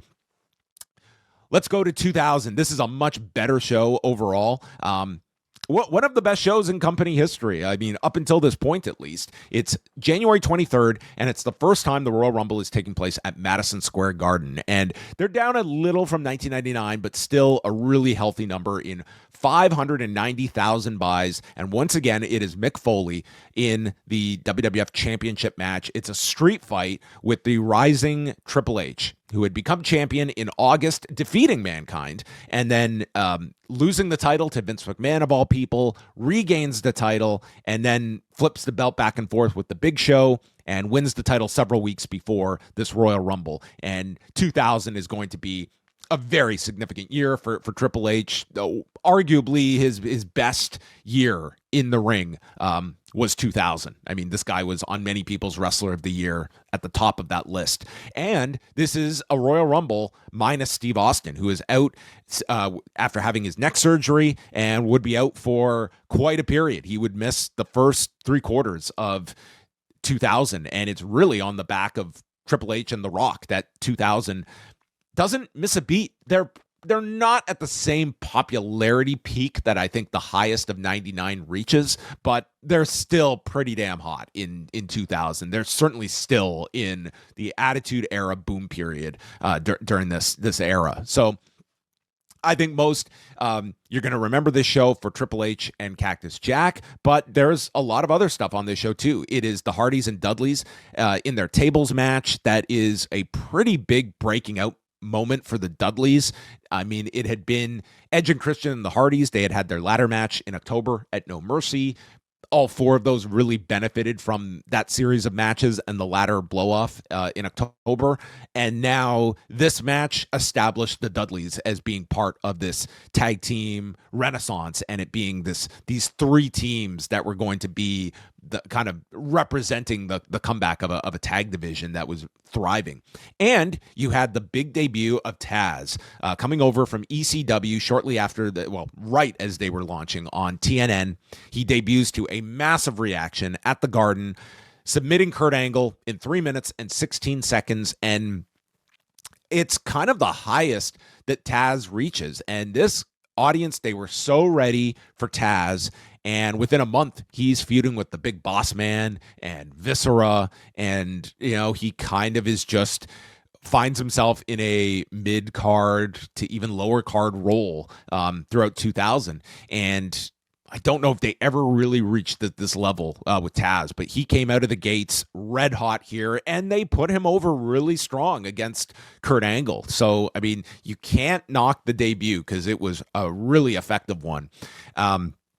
There's a totally forgettable 2.5-minute match with the New Age Outlaws and the APA, and Chris Jericho and Chyna are the Intercontinental champions, and it's Jericho leaving the match as champion in a 3-way that also involves Hardcore Holly. But Triple H and Cactus Jack is a masterpiece of a match. This was precipitated by the reveal of Mick Foley leaving the Mankind character in favor of Cactus Jack. There's a great reveal on SmackDown with him transforming, and a tremendous sell by Triple H seeing this, selling the t-shirt that Mick Foley is adorning.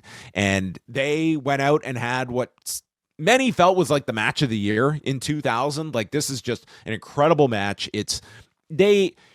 You have to also remember, like, Mick Foley is really in, like, he just is so shot in 1999. Like, physically, he has gone through, like, we just went through the I Quit match from the year prior, and the rest of the year, like, he's struggling to get by. He has knee surgery in the spring, comes back, and the back half of the year, it's the comedy that's getting him by. It's the Rock and Sock connection, and he is prepared to retire in November, to the point he does a sit-down interview with Michael Landsberg for Off the Record, and it was in advance of a Raw in Buffalo where he was going to announce his retirement, and the interview was going to air after the retirement announcement. But Steve Austin goes down, and they really need him. They're down Austin. They're down Undertaker at this point. And Mick Foley, despite telling Vince McMahon about, like, memory issues that he's having, and Vince's response is, "You've wrestled your last match." Well, not quite so much. And he ends up, they were thinking of doing Hunter and Big Show at this Rumble, and just another match between these two after the title change on TV. But Vince called upon Cactus Jack, just felt it was the more compelling match, and Cactus gets into shape for this match, and it shows. This is his best performance in a long, long time, and he really, like, this 2-match series, it's one of the points that I think people leave that return at WrestleMania, because, man, Mick Foley left on such a high off this match and the No Way Out follow-up match in Hell in a Cell, which came with the most unbelievable pressure in terms of a follow-up after the Hell in a Cell from 1998. But it's an outstanding match. There's a gruesome injury that Hunter takes falling onto, like, a wooden plank, where his calf just gets slaughtered in the process here. But it's a super violent match, and I really believe, like, it's these 2 matches with Mick Foley that give Hunter the edge that was necessary, because there was something missing with this guy when he won the title a couple months earlier, and in 2000, like, he ascends to another level after this Mick Foley program. A very, very important series of matches for Triple H. Successful show for the company, and I think you look at this as, one of the top tier Royal Rumbles, and you can just totally skip through the Miss Royal Rumble bikini contest. One of those segments where you were just dreading if any adult was going to walk into the room and question your life choices. On to 2001, and here's the poster we were talking about earlier, the kind of throwback to the Joe Jusko posters from 91 and 92. Very cool poster here with the updated roster that they have. And the Royal Rumble takes place on January 21st in New Orleans at the New Orleans Arena. And Austin has come back at this point and would win his 3rd Royal Rumble after... This is 97, 98, 2001 that he wins. 61 minutes and 52 seconds this one goes, eliminating Kane last. Kane gets the big he gets both the Iron Man position of going 53 minutes and 46 seconds and the double-digit eliminations with 11, which would be a record that lasted for years and years before they would beat that. So Taz, as we talked about, debuts to tremendous fanfare a year ago. He's out of the Rumble in 10 seconds in 2001. So that summarizes the Taz run of 2000 and into this year's Royal Rumble 1 year later. But this Rumble introduces a number of kind of add-ons to the Rumble that would become staples over the years, mainly with surprise entrants. And they do it here with Honky Tonk Man, of all people, and then Haku. And why was it so interesting that they had Haku? Well, because this guy was wrestling on a WCW pay-per-view 7 days prior at the Sin event and was the WCW Hardcore Champion. And this was the unofficial retirement of the WCW Hardcore title because they didn't have this guy under a deal, and they snatched him up, and Haku got one last run here, coming in as a surprise as kind of the last FU from WWF to WCW months before it went out of business. Also, they were doing a promotional tie-in with Drew Carey, so he got a spot in the Royal Rumble as well. The rest of the show features Kurt Angle defeating Triple H to retain the WWF title. Ivory beats Chyna, keeping the women's title, and doing this angle where Chyna is suffers a neck injury, basically, is the story here. The Dudleys defeat Edge and Christian, winning the tag titles. And then in a ladder match, it is Chris Jericho beating Chris Benoit to win the Intercontinental title. And this is a match that Chris Jericho is exceptionally proud of, but he also understands it's one that is never going to be focused upon for the obvious reasons. You have to be able to look objectively. This, to me, is one of the best ladder matches in company history. It was tremendous. It was such a different presentation of a ladder match where it wasn't just loading up the ring with all ladders. It wasn't stunt-based. It was a fight that involved the weapon, like very kind of Stampede-based when it came to that influence that you saw in this match. And it was outstanding. It was an outstanding match. But it's not coming to the WWE Vault anytime soon. 625,000 buys for this particular Royal Rumble. So we're talking about,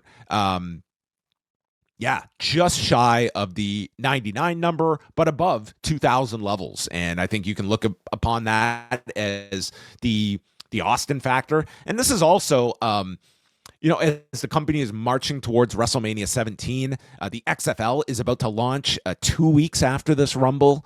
And they're going to go through massive changes in 2001. And while popularity will dip going into 2002, post-invasion, the Royal Rumble is still a big ticket item. And this is the year where they increased the price from $29.95 up to $34.95. So setting you back $5 extra.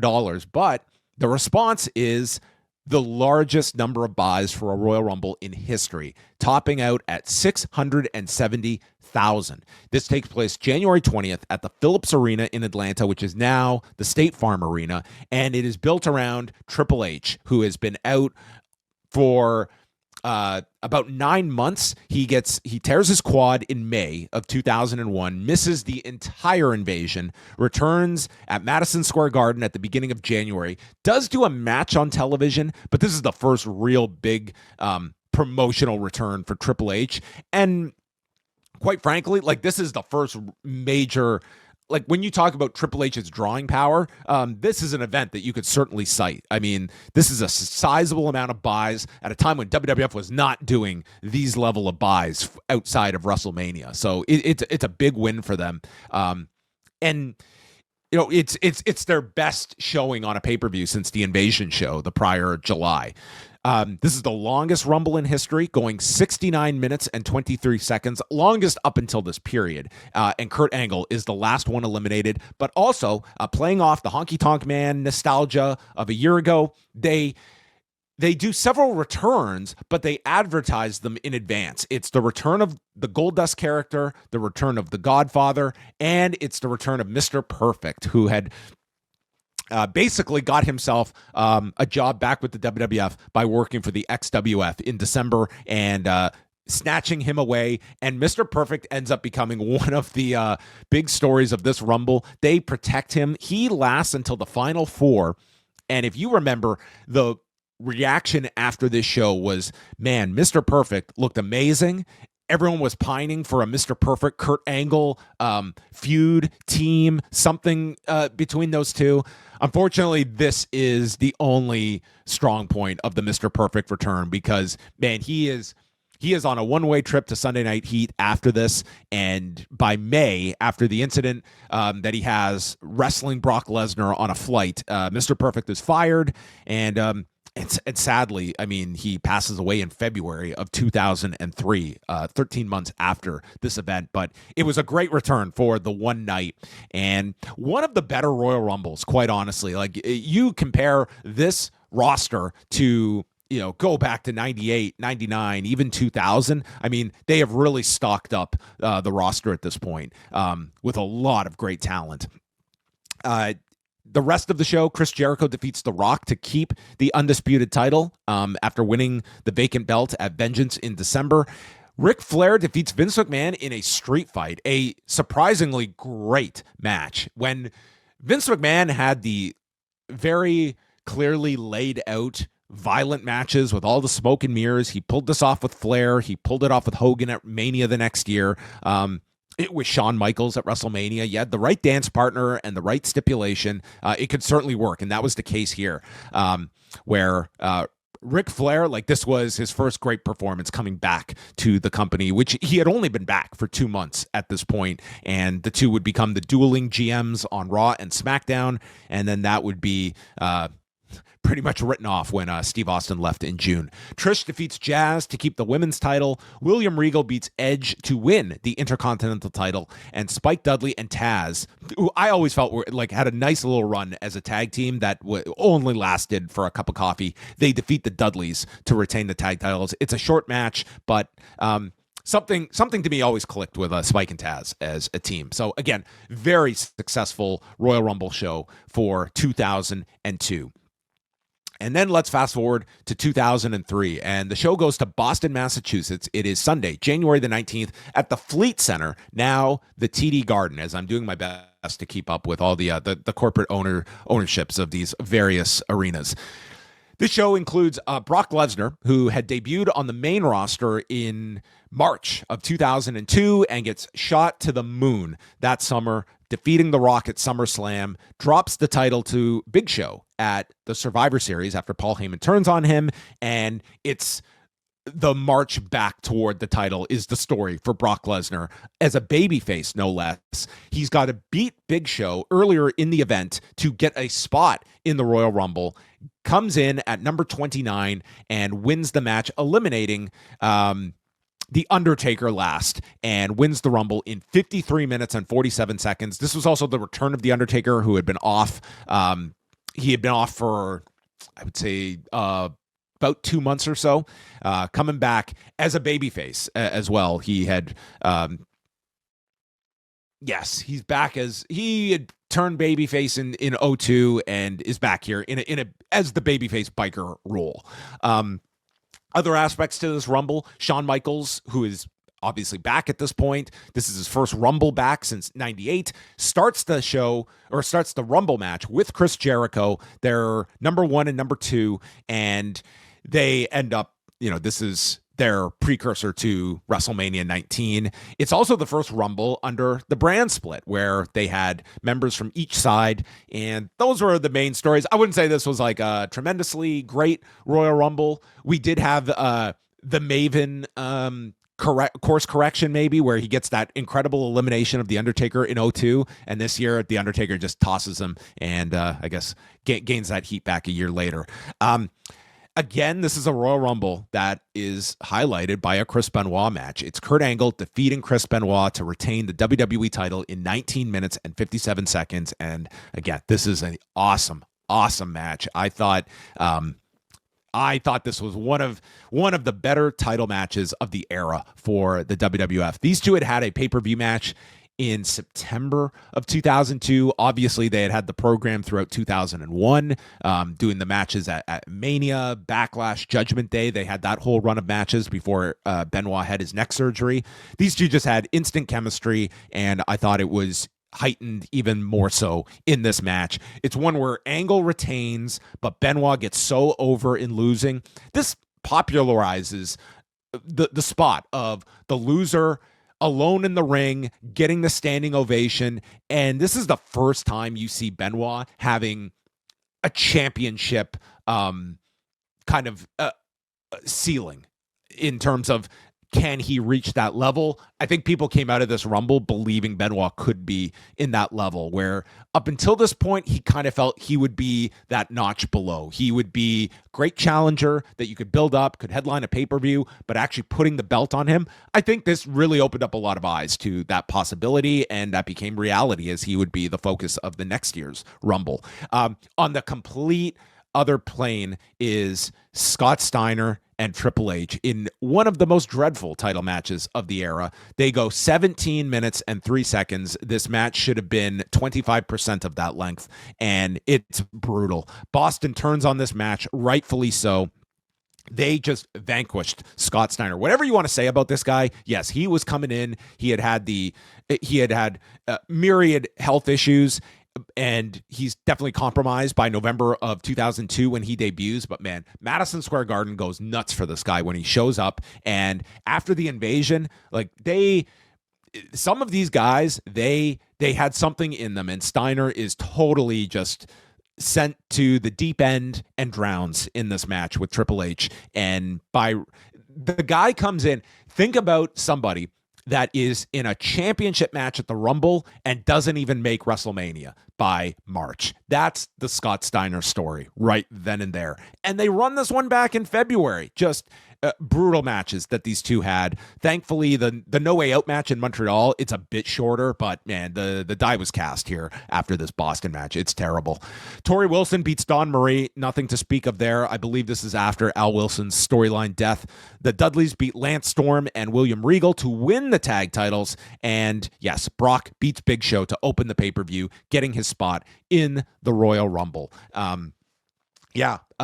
The high points of this show, like Angle Benoit, again, whatever you're going to say, it's not going to be a WWE Vault feature, but it's an incredible match. And the Michaels Jericho stuff I thought was really solid stuff. And again, you've got a really great roster, so it makes for much more palatable Rumble, where they are becoming much more than just your standard battle royals built around the entrances, and you're actually getting some storylines woven in, setting the table for WrestleMania.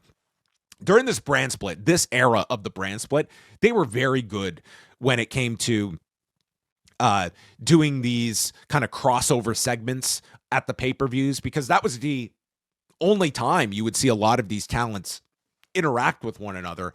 And they were pretty good during this period of teasing stuff that was going to play itself out, or they would do misdirection spots as well, teasing stuff. But they did utilize that as time would go on. All right, and let's go to 2004. And this show is taking place from the Wachovia Center, now the Xfinity Mobile Arena in Philadelphia, Sunday, January the 25th. And there is John Cena prominently featured on the poster, as he is coming into prominence by 2004, but it would still be the next year or so that he would explode. This is the Rumble built around Chris Benoit. He enters the Rumble number 1 and lasts 61 minutes and 31 seconds to win the entire thing. The first person to enter number 1 since Shawn Michaels to win the entire Rumble, doing it at a significantly longer length. And he eliminates the Big Show last and gets his spot. Unofficially, this also drafted him to Raw as a means. He was a SmackDown performer that all of a sudden is going for the Raw belt and leading toward him winning the title in the triple threat with Triple H and Shawn Michaels at WrestleMania 20. Hunter and Michaels, they wrestled to a draw for the World Heavyweight title in a last man standing match. So neither was standing, and thus no finish here. Hunter and Michaels were coming off this for my money, the best match that Hunter and Michaels ever had was on a Raw in December of 2003 in San Antonio, Texas. And it's excellent. An excellent match. Like, this match is fine. This follow-up to it, unsatisfying finish given the stipulation, but the San Antonio match is really, to me, that's their zenith of these two. And thus you have a three-way program going into WrestleMania.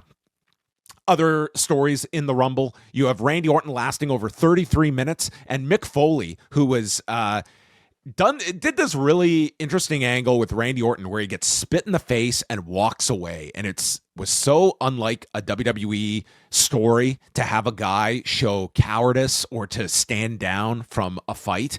And those were the areas I enjoyed Mick Foley tapping into that other performers just would not.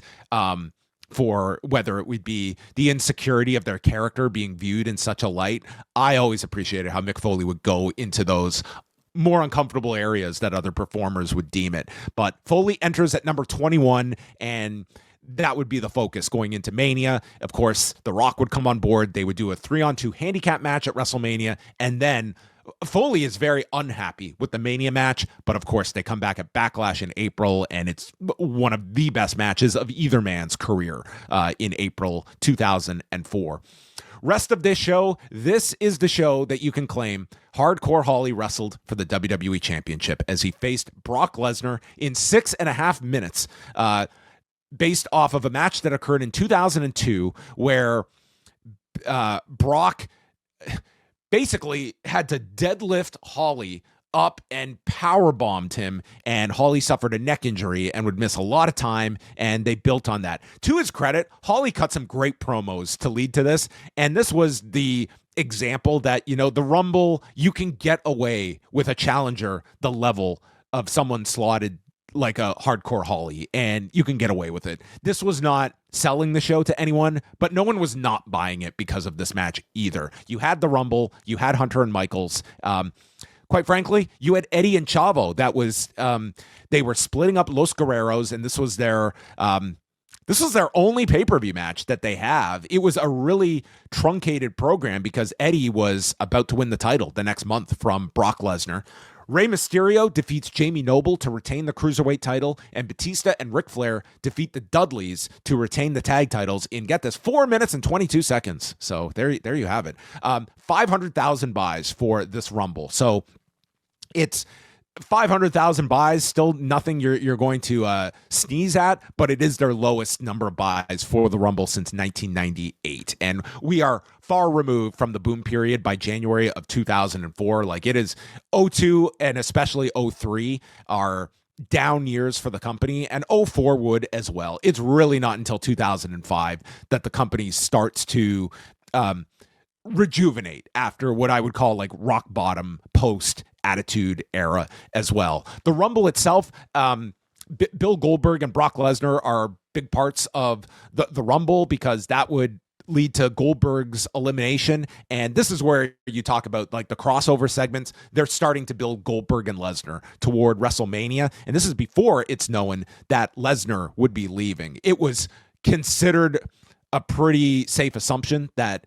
that Goldberg would be done when his 1 year was up. This had not been a tremendous year for the company and Bill Goldberg, but Lesnar was the one that I don't think people saw coming, at least not this early in January, because he's still champion at this point. He loses to Eddie Guerrero and then has the match with Bill Goldberg, the infamous match at WrestleMania 20.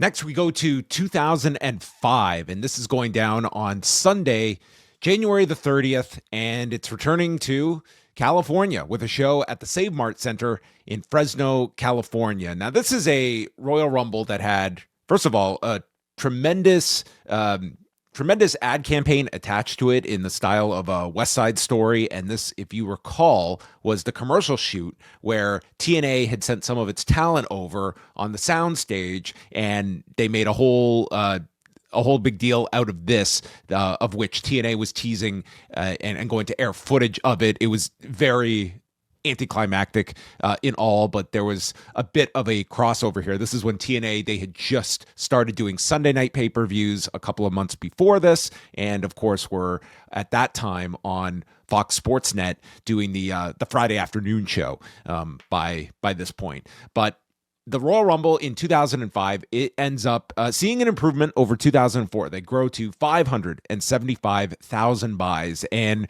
I would say like 2003, 2004, like these are kind of the doldrum years post Attitude Era. And 2005, you're starting to see I'm not going to say like a popularity boom or anything like that, but you're seeing a stabilization. And while Benoit and Eddie were the projects of early 2004, fast forward a year, and now it's John Cena and Dave Bautista. Certainly much more in the Vince McMahon vein that you would see of him having a lot of confidence in these two, and they would be kind of 1A, 1B for WrestleMania, and they end up being the final two in what is a very famous ending to this particular Royal Rumble. But rewinding a little bit, the Rumble kicks off with Eddie Guerrero and Chris Benoit. So the two who were in that closing scene at WrestleMania 20 end up starting the Royal Rumble. And I'm sure everyone remembers this scene where Daniel Puder is number 3,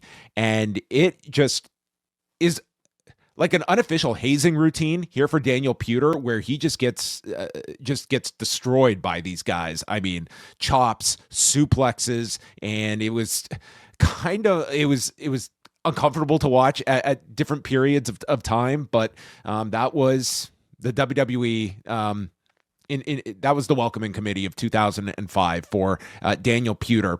Edge would last over 40 minutes in this Rumble. Rey Mysterio goes over 38 minutes a year before he wins it. And then, of course, the finish that everyone remembers. So in 1994, you had the scripted double finish between Lex Luger and Bret Hart that is pulled off to precision. It looks great. They both hit the floor at the identical time. It's really executed well. Well, this one was John Cena and Dave Bautista, who errantly went over the top, tumbling to the floor together, and you could not have executed it any better if you had been trying to do another double finish. However, that was not the plan, and this led to Vince McMahon famously blowing a gasket and storming down to the ring, tearing one quad, and then the other blows with it as he is there seated on the apron and firing off orders as the match is restarted, as Batista would toss out John Cena, and Dave Bautista is the winner of the Royal Rumble in one of the most bizarre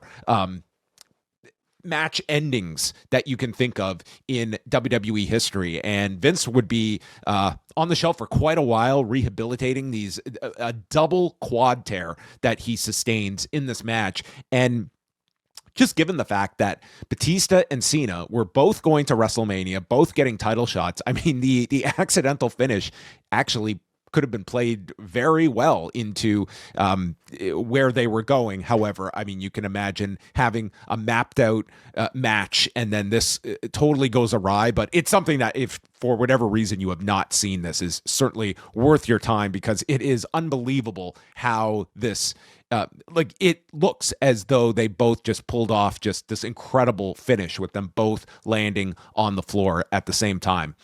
So in 2005, this is interesting because for the longest time, it was thought to be like Randy Orton would be the one that would be set up to be Hunter's opponent at WrestleMania. And then in the fall, Orton gets the title at SummerSlam from Benoit, immediately drops it back to Triple H the next month, and Orton goes on this babyface run that is mild at best, and he loses a lot of steam. He, has his advocates and his detractors at this time, and they made the call that the hotter option is going with Dave Bautista, and they were 100% right.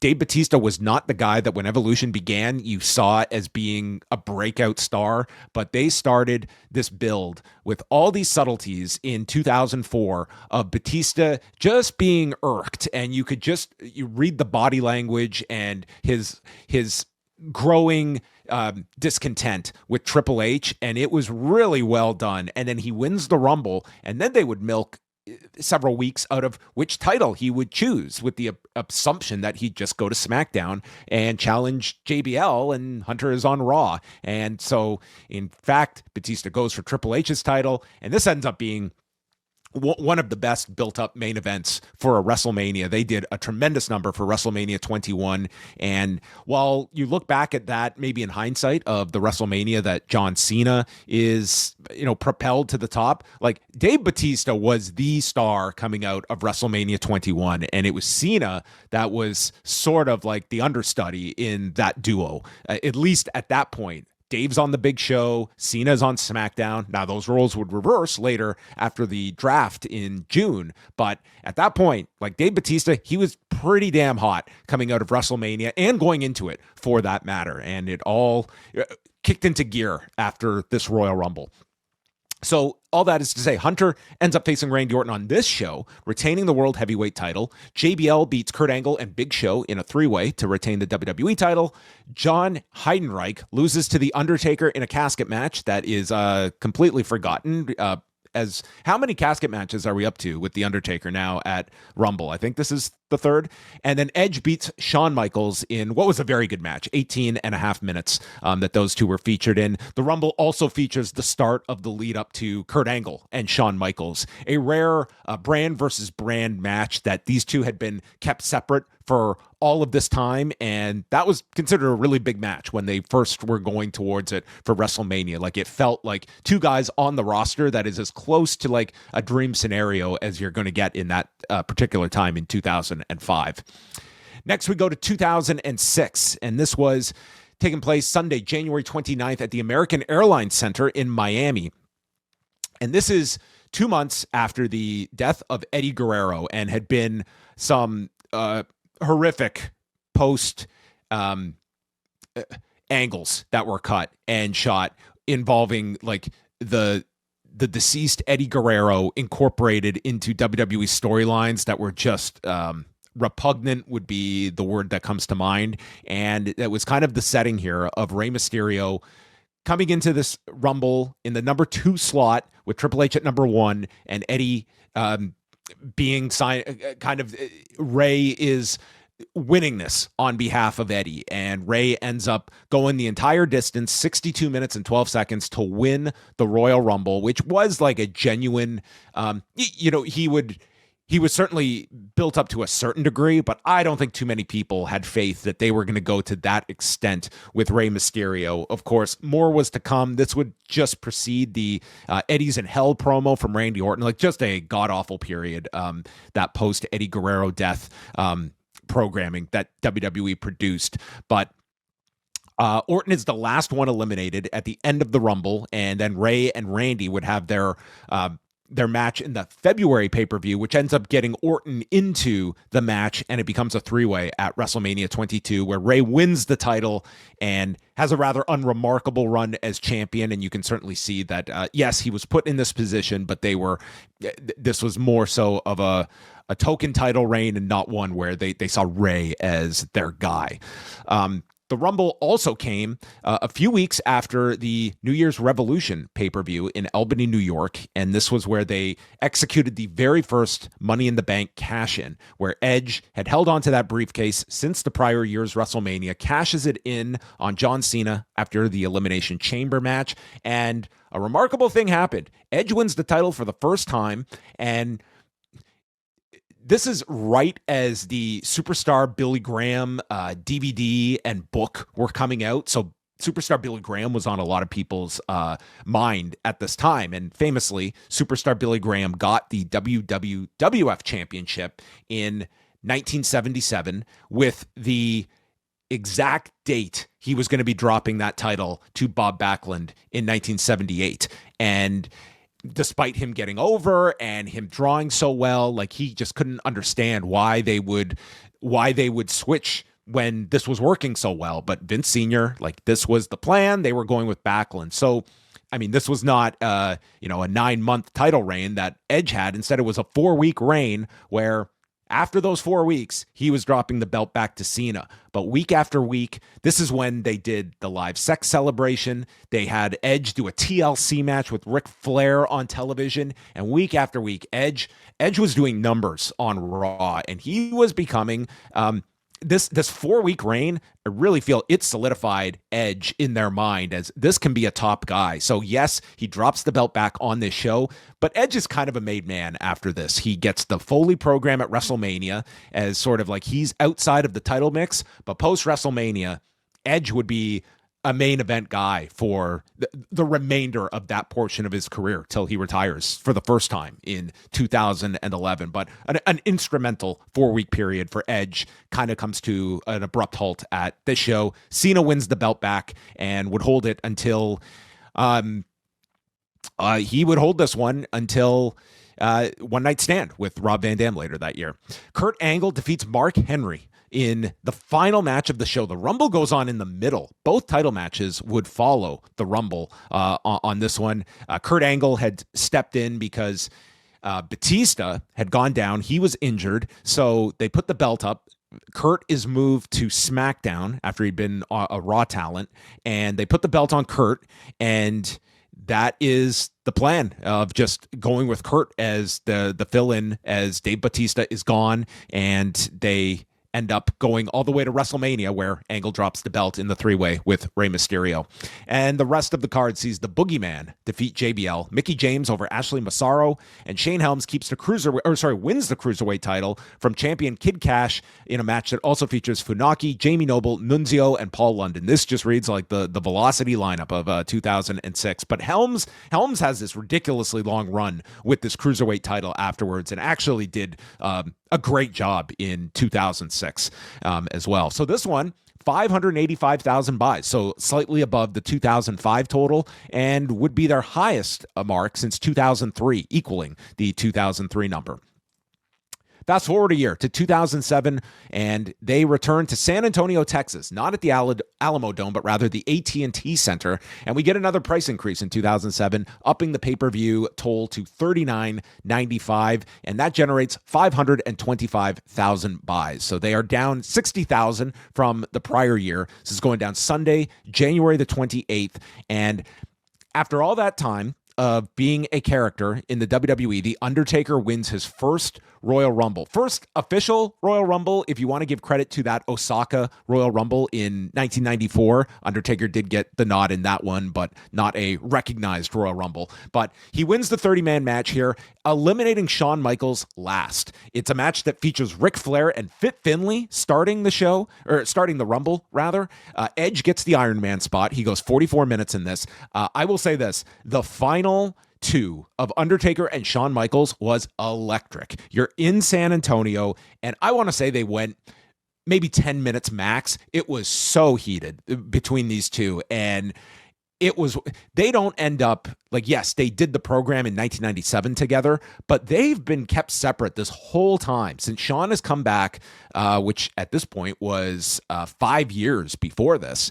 He's been a Raw guy. Taker's been primarily a SmackDown guy, and they have not intersected during that time period. So this was a rare time that the brand split. This was two veterans, and they're super over. You've got Shawn in his hometown, who ends up losing here in the final two to The Undertaker. But this really, to me, set the table for their series of matches to come at WrestleMania in 2009 and then the retirement in 2010. But it's a really great end to the Royal Rumble. So Undertaker gets that victory, and then in the title matches, John Cena defeats Umaga in a last man standing match to retain the WWE title. This match was excellent. Umaga was a tremendous opponent for John Cena.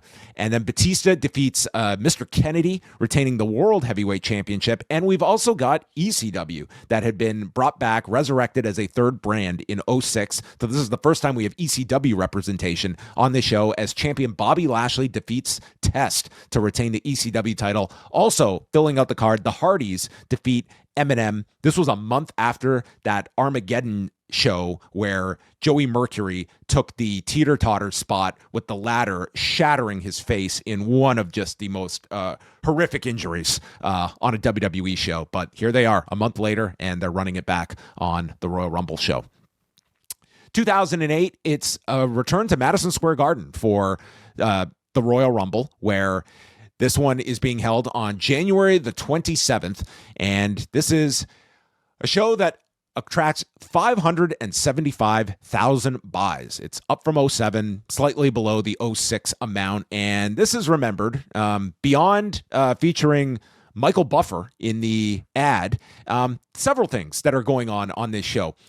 The figure that was probably the hottest going into this event was Jeff Hardy, who he wins the number one contender match to get this title shot against Randy Orton, beating Triple H at the December show. And Jeff Hardy just caught fire. It was one of those moments where Jeff Hardy is set up as just the makeshift challenger. It's a Royal Rumble title match, which is basically, here's your obstacle to get through, to basically keep the champion busy until his Mania program kicks off. That's what Jeff Hardy's role was, to be here for Randy Orton. And you had Jeff Hardy, it kind of climaxed on the Go Home show. He did this incredible stunt with a swanton off the set of Raw. And you had people like Mick Foley that were really pushing online that this is Jeff's time and comparing it to his own momentum that he caught out of nowhere when he wasn't really the planned guy. And you had a lot of people that were vouching for Jeff Hardy to go and become the champion here, but they stayed firm on their plan. It was Randy Orton winning clean with the RKO. And while you can make some similarities to Edge in 2006, I think Jeff Hardy overall, he is seen now in more of a top guy light. And the unfortunate part is that in March, he fails a wellness test for WWE, ends up missing WrestleMania as a result of that. And he is considered, he is somebody that, this is the argument that came up later at the end of 2008, was the reliability factor for Jeff Hardy. And Freddie Prinze Jr., who was part of the creative team, has talked about this extensively, that he was a big advocate for Jeff Hardy, and it was Triple H. And I don't disagree, like arguing of like, can we put this belt on Jeff and there won't be, can we rely on this guy? Now, they did go with Jeff, and Jeff hit another level of popularity in 2009. But this is kind of the start of that, where you see, could Jeff Hardy be in a main event position? Yes, he could. And he had a ton of fire heading into this Rumble. The Rumble itself is always remembered for the first of what would become like the surprise return. And yes, surprises had been sprinkled in. This was a major one, as John Cena had been out of action since October, and he was thought to be out for months and months at this point, and he returns in the number 30th spot, stunning everybody, and wins the Royal Rumble, eliminating Triple H last, and would not hold on to this title shot for WrestleMania, but rather cashes it in at No Way Out in February, but then would be part of a three-way match at WrestleMania 24 with Orton and Triple H as well. But that was the big moment of this particular Royal Rumble. Also on the card, you had, as a throwback to last year where we talked about Undertaker and Shawn Michaels closing the Rumble, in this year's Rumble, they opened at number 1 and number 2, respectively. You got other cameos in this Rumble. Jimmy Snuka entered, Roddy Piper, Mick Foley was part of this Royal Rumble as well. It's Cody Rhodes' first Rumble, and would end up winning 2 down the road, much further down the road. And then Edge defeats Rey Mysterio to retain the world title. JBL beats Chris Jericho. Jericho had just come back in November after his year-and-a-half hiatus. And Ric Flair has started his career-threatening series of matches where he defeats MVP to keep his career thriving until falling to Shawn Michaels at WrestleMania in 2008. 2009, hands up if you have any memories of this show. I think this was such a nothing Royal Rumble overall. I mean, we will go through it here, but this, the the business reflects this. I mean, they had a sharp decline in 2009. We're going from 575,000 in '08 down to 450,000, happening at the Joe Louis Arena in Detroit, Michigan on Sunday, January 25th. And this is when Randy Orton wins the Royal Rumble from the number 8 position. He goes the match lasts 59 minutes and 37 seconds, and it comes down to Randy and Hunter, who would end up headlining WrestleMania 25 in April. And Randy had just, in the lead up to this, on the Go Home show, Randy Orton, he has come back. He's got the new music. He's added the sleeve tattoos, and he's also utilizing the punt kick. And on this Go Home show, he punt kicks Vince McMahon. And to say Randy Orton, this was just, I think, his most popular at up to this point in his career that he had been. There was a certain edge that had been added to him, pardon the pun, and that Vince McMahon angle, it sent him to a much higher level. Unfortunately, it was another McMahon in Shane that he had to feud with in between this and WrestleMania that I think greatly took that edge off of things. But Randy Orton wins the Royal Rumble. It's not a remarkable Royal Rumble. There was a surprise entrant of Rob Van Dam, being that they were in Detroit. He had not been with the company during this period. Edge defeats Jeff Hardy in a no DQ match to keep the WWE title. John Cena beats JBL to keep the world title. Melina beats Beth Phoenix to win the women's title. This match highlighted by Beth contorting the leg of Melina to kick herself in her head. You have to see it. And Jack Swagger defeats Matt Hardy to keep the ECW title. Does it sound like a must-see Royal Rumble? It doesn't to me. So let's just keep moving on to 2010. And wow, what a poster here. Look at that depth of field. So 2010, the Royal Rumble takes place on Sunday, January 31st at the Phillips Arena in Atlanta. New decade, new price increase. We're going up now $44.95 for this particular show, and we get another return from injury. This time it's Edge, who had torn his Achilles tendon in June of the previous year. He had just started this tag team with Chris Jericho, and Edge goes down. Big Show takes his place, teaming with Jericho, and Edge comes back, and you can see here, Edge rushed back for this. I think he was very open about the fact he was not in prime shape for this. He comes in at the number 29 spot and wins a relatively short Royal Rumble. This one doesn't even go 50 minutes. John Cena is the last one eliminated, and this sets Edge on a collision course with his ex-partner Chris Jericho for WrestleMania, which is, we are seeing, this is years into the brand split, but you are seeing the development of this trend now of, Randy Orton wins the Rumble in 2009. And while I don't think people really look at that WrestleMania as that being the big match, they do go on last. And now we're starting to introduce the Rumble winner that is not necessarily the main event of WrestleMania. You have Edge this year. Next year in 2011, we'll talk about Alberto Del Rio. It's Sheamus after that. And you're starting to see this where the Rumble winner, it is getting a little bit watered down when you have multiple titles, and it doesn't mean you are, the prime focus of the WrestleMania buildup. You're in one of the key matches, but not the key match, at least not always.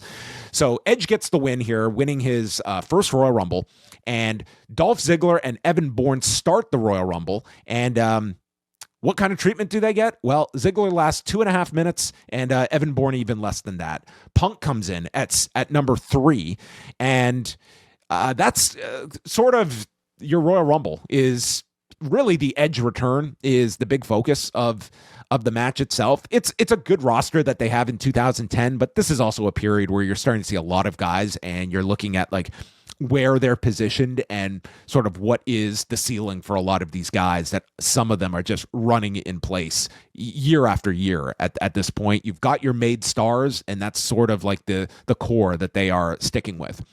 Undertaker beats Ray to retain the World Heavyweight Championship. Sheamus beats Randy Orton by DQ to keep the WWE title. Mickie James beats Michelle McCool in 20 seconds to win the women's title. I think this was right in the midst of the whole Piggy James angle.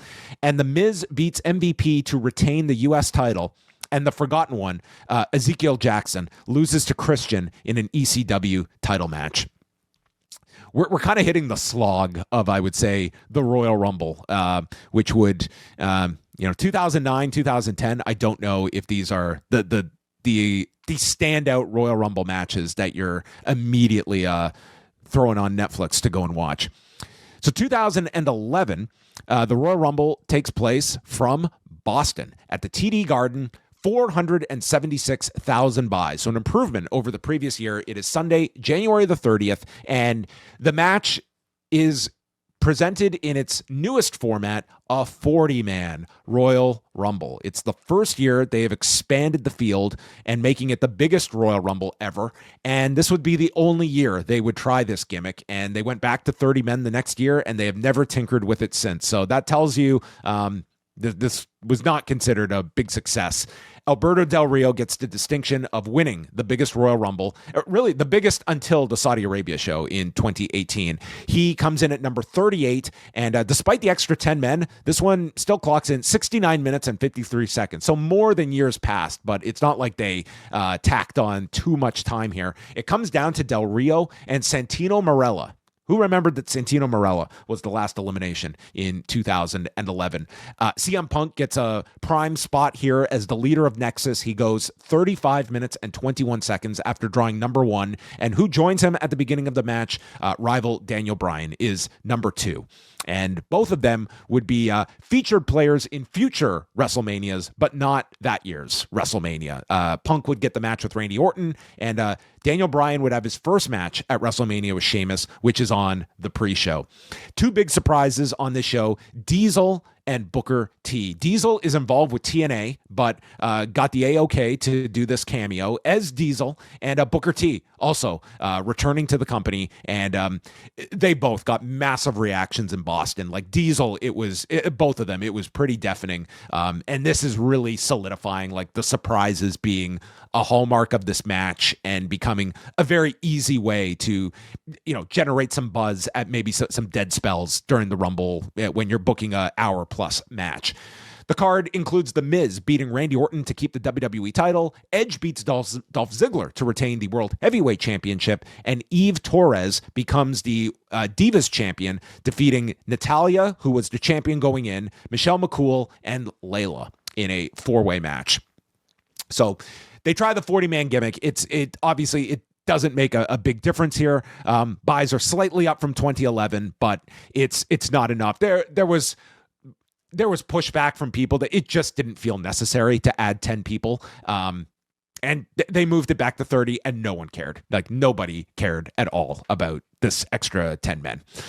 To 2012 we go, and it is taking place on Sunday, January the 29th, the Royal Rumble at the Scott Trade Center in St. Louis. And this is the year where Sheamus wins the Royal Rumble, his one and only Royal Rumble victory in 54 minutes and 54 seconds. The last entrant eliminated is Chris Jericho, who had just come back to the company several weeks prior, and the match begins with The Miz at number 1. He ends up going over 45 minutes, and it's another year of Cody going a significant amount of time, clocking in at just under 42 minutes. I would say it is another Royal Rumble that it's not the most memorable of Rumbles. Sheamus, more so, this is an interesting look back because his WrestleMania match ended up being all about Daniel Bryan, even though that was the furthest thing from the objective of that quick match that he has with Daniel Bryan to open WrestleMania 28 several months later. And of course, that is that is the Raw that follows that. I mean, Bryan just takes off to another degree with the slight that is perceived by the audience base, and really is the kickoff to Daniel Bryan's run and into the Team Hell No character team, and then to 2 years later where that'll be a very big focus of the Rumble with Daniel Bryan, or the lack thereof. What else stands out in 2012? Well, we had several surprise entrants in this Rumble. The always reliable Jim Duggan, tying present-day Rumbles to the 1988 version. He appears in the Rumble. Michael Cole does a guest spot in the Rumble. We get Karma following in the steps of Chyna and Beth Phoenix as female entrants to enter the Royal Rumble. Jerry Lawler is in this year's Rumble. And in a trivia note, I don't know how many people would think of this off the top of their head, but what is the final pro wrestling match of Mick Foley's career? It's the 2012 Royal Rumble. And let's remember, in 2012, he comes into the Rumble, and it's not just a one and done, because that WrestleMania, one of the angles they wanted to shoot over that weekend was with the debuting Jon Moxley to come up, and they already started shooting some of these where they tried to do this very guerrilla style with Moxley interrupting Mick Foley and capturing it on fan footage and getting it online. It was a pretty novel idea to introduce Jon Moxley, and he was going to come up right away to work with Mick Foley, but Mick Foley gets flagged by their medical staff, and they rule that Mick Foley will not be doing any more wrestling, and Moxley is put to the sidelines, ultimately comes up at Survivor Series as a member of the Shield. But that was the initial direction for Jon Moxley and Mick Foley in 2012. It's a show that does 483,000 buys, slightly above the 2011 number, and technically is their highest since 2008, beating out the prior year's totals going back until that 2008 event. The rest of the card sees CM Punk defeat Dolph Ziggler to keep the WWE title. This is 2 months after Punk won the title at Madison Square Garden at Survivor Series and starts his significantly lengthy run that goes a whole other year after this. And this match between Punk and Ziggler featuring John Laurinaitis as the guest referee. Kane versus John Cena. Who remembers this awful program? Ends in a double countout. This being where this was the period where Cena got involved with Eve Torres, who Matt Cardona was had a thing for, and then Zack Ryder is sent off the stage in a wheelchair. I mean, I just remember this being a brutal program.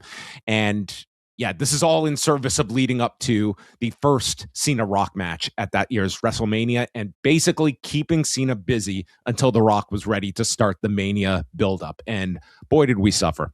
Daniel Bryan, 1 month after cashing in his Money in the Bank briefcase, he defeats Mark Henry and Big Show to keep the World Heavyweight title. At this time, they are very much playing Bryan as just the chicken shit heel that is escaping by the skin of his teeth with this title against the two monsters in Mark Henry and Big Show, keeping the title, and just struck a great dynamic with him and AJ that took this from just being comedy that could have been written off to both of them elevating one another. And I think Bryan really found his footing character-wise in this, and the audience took to it, and they really sensed that when they got cheated out of a match with him and Sheamus at WrestleMania, and you had an audience that just felt that Bryan was done dirty, and then in the long run, it was the best thing for him with that booking at WrestleMania 28 and the fanfare that followed with it. So not one of your big Royal Rumbles. I mean, this is such a period that you just look at. I mean, Sheamus, very, he was a big project in 2012. That's the best you can say. Did they ever really get there with Sheamus? Not quite, but he's been more than a serviceable performer over the years. He's had a ton of longevity at this point, and this was the 1 year.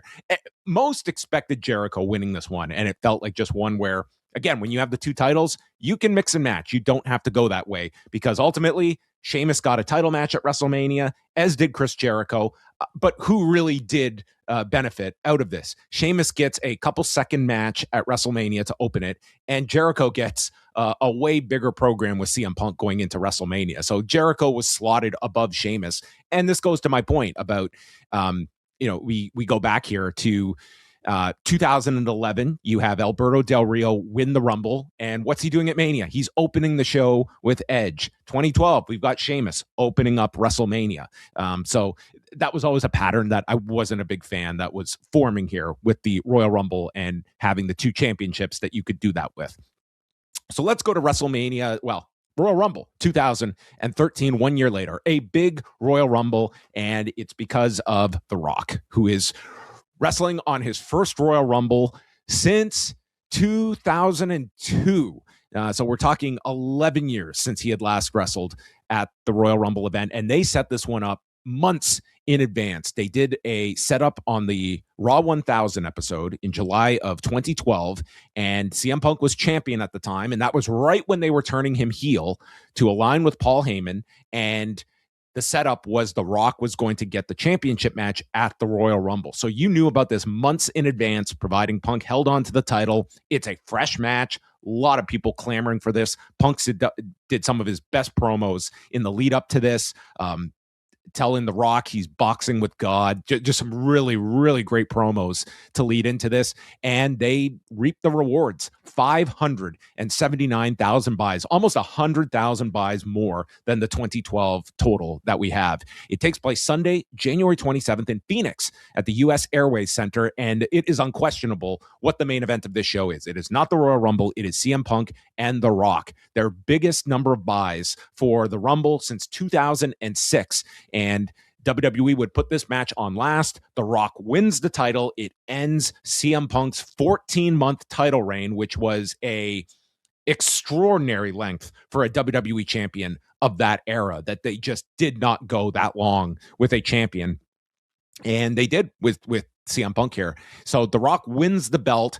John Cena wins the Rumble in 55 minutes and 5 seconds, eliminating Ryback as the last elimination and setting up the rematch. Twice in a lifetime, The Rock versus John Cena, this time with the championship at stake, which the WrestleMania 28 match did not have. And this did get certainly pushback from some audiences because of the fact they were going back to this rematch that, after this buildup, I think people were excited about a fresh take with Punk and Rock, but ultimately this was about John Cena, this program, and getting that win over Rock that you knew was going to be the end goal of this whole thing. Rock wins the first match, Cena wins the second match, and he would win the championship as well at WrestleMania 29. So, I mean, you can't really knock the business that WrestleMania 29 generated, and they wanted to make it as big as possible. So they put the belt on him, and, this was obviously something very contentious with Punk in terms of not just losing it here at the Rumble, but then he has to lose again to The Rock at the February show and gets The Undertaker at WrestleMania. And you've heard Punk's comments about just his desire to get that main event spot, willing to be, if they made it a three-way, he could be eliminated in 5 minutes in that three-way. It would be a box he could check off in his career, which he does do, but it's over a decade later. And there'll be a lot more Punk discussion when we get to the 2014 show. The rest of the Royal Rumble, it starts with Dolph Ziggler at number 1, and the returning Chris Jericho, who had been gone since August, returns to pick up his program with Dolph Ziggler, which is how he left the company several months prior. And the two end up going 49 and 47 minutes respectively. So they put in a ton of minutes in this match. In terms of surprises, very few. You had the Godfather in this one. And yes, it is Cena winning his latest Royal Rumble and sets up WrestleMania 29. So this was a very successful Royal Rumble, given the involvement of The Rock, and you had your clear destination for WrestleMania coming out of this show. Other matches included Alberto Del Rio defeating the Big Show in a last man standing match to keep the World Heavyweight title. I remember this being like a surprisingly very good match, and in particular, Big Show bumping his ass off for Alberto Del Rio in this match. Team Hell No of Bryan and Kane defeat Cody Rhodes and Damian Sandow, keeping the tag titles. That is your Royal Rumble in 2013. 2014, it's a very well-remembered show, or I should say the fallout of the show is more so what is remembered. This also has the distinction of being the last exclusive pay-per-view version of the Royal Rumble, because the following month would be the launch of the WWE Network, and this would become a streaming property for all these years after, from the network to Peacock, and this year on ESPN. It takes place Sunday, January the 26th at the Consol Energy Center in Pittsburgh. And the history of this show comes down to, if you're looking on the YouTube version here, the man on your right, CM Punk, which this ends up being CM Punk's last match in WWE in nearly a decade. This would be his last match. He is a part of the Royal Rumble and lasts over 49 minutes after drawing number 1, and lasts all the way until the closing stretch. It has come out. I mean, reportedly suffering a concussion during this match and refusing to cut his time down. And the angle at the end was Corporate Kane showing up to eliminate CM Punk. And this was going to give Punk a detour with Kane to ultimately lead to Punk and Triple H at WrestleMania. We all know how this goes. The next night, Raw is in Cleveland, and that's the night where Punk walks out, and the company eventually suspends him, and Punk never returns. He gets his release announcement on his wedding day. There is a lawsuit filed by Dr. Chris Amon after CM Punk's pair of podcast appearances with Colt Cabana that happened over Thanksgiving week in 2014. And it is a bitter war between these two sides for years, and does not thaw. I mean, to a degree it does when Punk comes on with WWE Backstage through Fox Sports in 2019, and then goes to AEW, famously gets fired by AEW in September of 2023, and returns at the Survivor Series 2 months later, and then returns to the ring. So that is the history of this show in a nutshell. It is very much tied to and around CM Punk, both this and the night after. And it caused a major set of dominoes to fall. With Punk pulled out of the WrestleMania picture, it forced them to shuffle the deck, and the unintended beneficiary of Punk's exit was definitely Bryan Danielson, Daniel Bryan, who is his absence in this year's Royal Rumble was front and center for what turns out to be, I would say, the most disastrous Royal Rumble. And it would be back-to-back years where I think the Rumble was largely panned, and the Royal Rumble has been a match that is nearly foolproof, but not completely, as was shown in 2014. So let's talk about that. The Royal Rumble features the return of Dave Bautista, who is coming back to the company. He had been gone for nearly 4 years, had become at this point, this is pre-Guardians of the Galaxy coming out, which comes out in the summer. So he has not hit that level of success in Hollywood, but generally he is, he's taken on some important roles. He has been able to, and he's a big deal coming back. They did a great number on Raw for his return. He declares he's going into the Royal Rumble, and, this is his Royal Rumble to win. And the idea was on this date that it would be Batista, Randy Orton at WrestleMania. And so Batista goes and wins this match, but everyone is in love with Daniel Bryan, and that is the people's choice. If you remember, a month before this, right before they're going to do the TLC pay-per-view with Cena versus Orton, and they have the champions ceremony in the ring, and the whole audience there in Seattle just take over the arena and chant for Daniel Bryan. And it's one of Cena's finest moments of pivoting on the fly and just showing you how that man can improvise in a scene. But everyone, they're clamoring for Daniel Bryan. However, he's in the opener. He takes on Bray Wyatt in what is one of Bray Wyatt's best matches of his career, easily.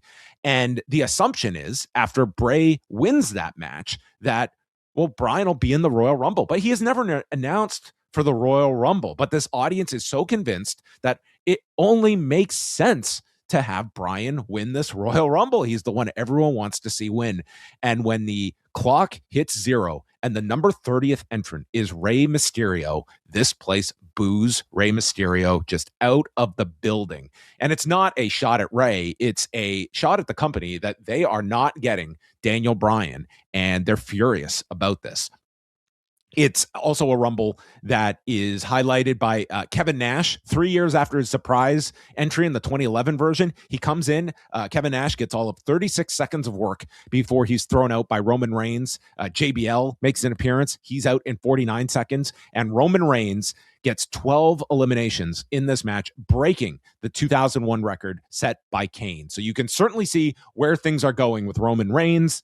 More to come with him in next year's Royal Rumble. But this is a story all about Daniel Bryan, and we're going to lean on his book that came out discussing this particular period. So we will go to the Royal Rumble, and as Bryan explains, Royal Rumble is when WrestleMania season starts, and the winner of the event's headline 30-man Rumble goes on to compete for the championship at WrestleMania, presumably in the main event. Okay, he goes through a lot of subtext there. I didn't mind that I wasn't involved in the Rumble because I had a match with Bray Wyatt earlier in the show, and I was able to just focus on that. We wrestled in the second bout on the show, had a great match fueled by an amazing crowd.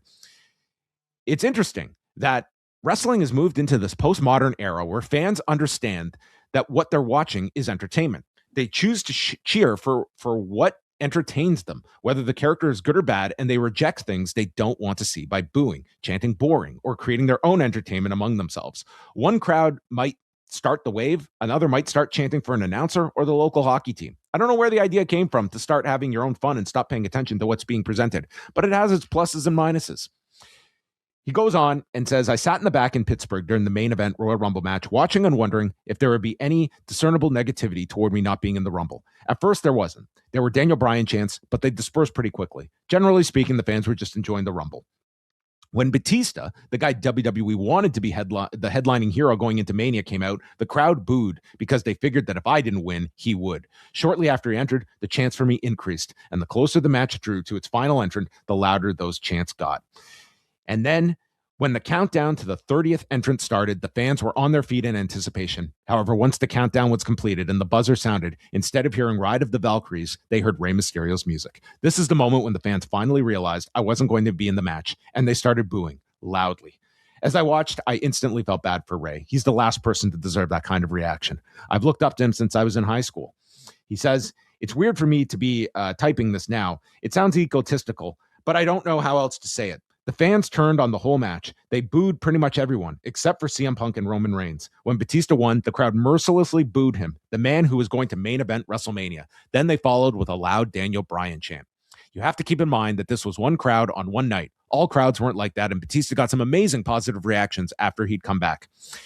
WWE knew that the WrestleMania crowd would be very similar to this crowd, and I wondered if WWE would listen to what the crowd told them. Truthfully, part of me was already resigned to just hoping that maybe I could build up enough momentum for the following year's WrestleMania. And then he goes into discussing, Punk's walkout the next night, and so for those that forget, Batista and Orton was one planned direction for WrestleMania. Triple H and CM Punk was another, and as we learned, and Brian has confirmed this, it was going to be yet again Bryan against Sheamus, which would technically be their third WrestleMania match together following the dark match or the pre-show match in 2011, their quick title change in 2012, and then they were going to run it back again. Just a match on the card. And of course, with Punk's elimination, everything gets shuffled around and it turns into Triple H versus Danielson, and Danielson winning to advance to make it a triple threat with Batista and Orton in the main event and Bryan winning the championship. It is a pretty remarkable change of direction that they made for the better. And a lot of it was precipitated by Punk's exodus, which had he not left, they probably do not get to that point in 2014. Like, if anything, if there was this breakdown with CM Punk and they want to rehabilitate this bridge with a Punk, you could have seen Punk being put into that position that Danielson ultimately gets at WrestleMania. Like, I see Danielson way below that pecking order behind a Punk. And of course, that's not how it turns out. So it's a fascinating show to look back at because of the ripple effect that CM Punk has and the fact that this match would be very much heavily focused upon when the Chris Amon lawsuit goes to trial in 2018, and they have to go through this match, and Punk opting to stay in the match despite believing he has a concussion, and then the next night on Raw, leading to his walkout. And this is also, of course, described heavily on the Two Colt Cabana podcasts.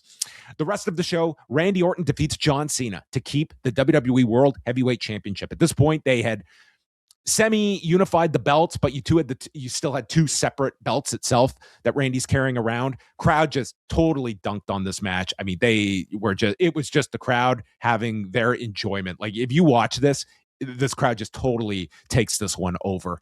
And then Brock Lesnar gets in 2 minutes and 2 seconds of work, beating the Big Show. And as we mentioned, Bray Wyatt defeating Daniel Bryan in an excellent match, 21 minutes and 35 seconds. Pre-show title change. New Age Outlaws defeat Goldust and Cody Rhodes. That's a real match that happened in 2014. Your final pay-per-view edition of the show, generating 517,000 buys. So it's not at the Rock level from the year prior, but it does beat out the 2012 total. And that's the end of the pay-per-view run, but not the end of the Royal Rumble, because we're going to chug along to 2015, the post-punk period of WWE. Sunday, January 25th at the Wells Fargo Center in Philadelphia, Pennsylvania, the first Rumble to stream on the WWE Network. And this is the year where, for the second year in a row, they trash the Rumble, that being the audience, who completely reject Roman Reigns winning the Royal Rumble. 59 minutes and 31 seconds, with Rusev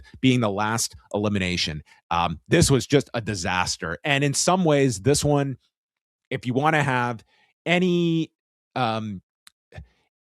cover of WWE's projection in 2014, you can make the argument Bryan was never advertised for the Rumble. The audience they sought this direction that was never teased toward them. In 2015, they just made they made their bed, and this was them having to reap the reward of what they had laid down. So Bryan Danielson has a unfortunate title run after WrestleMania 30. He ultimately has to vacate the titles due to the nature of his neck damage and all the problems that he is having health-wise, that he can just not continue, and has to vacate the belts. So they end up, the idea was it would go from Danielson to Brock Lesnar at SummerSlam. You take out Danielson, Cena becomes the surrogate and has that famous match with Brock Lesnar at the 2014 SummerSlam. And so you have now Brock as the dominant champion going into 2015.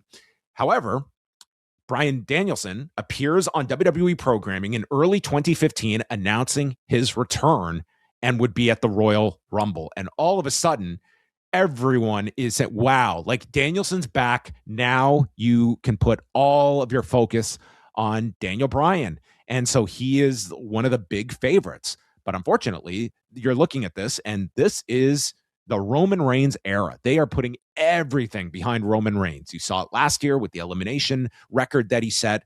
This is this made for a compelling Rumble, because you had two very viable winners in Bryan and Reigns. And they put Bryan in the Rumble, and when he gets eliminated by Bray Wyatt, this crowd, the energy is sucked out of this Philadelphia crowd, because they realize this is not a phantom elimination. He's not making a comeback. He's out.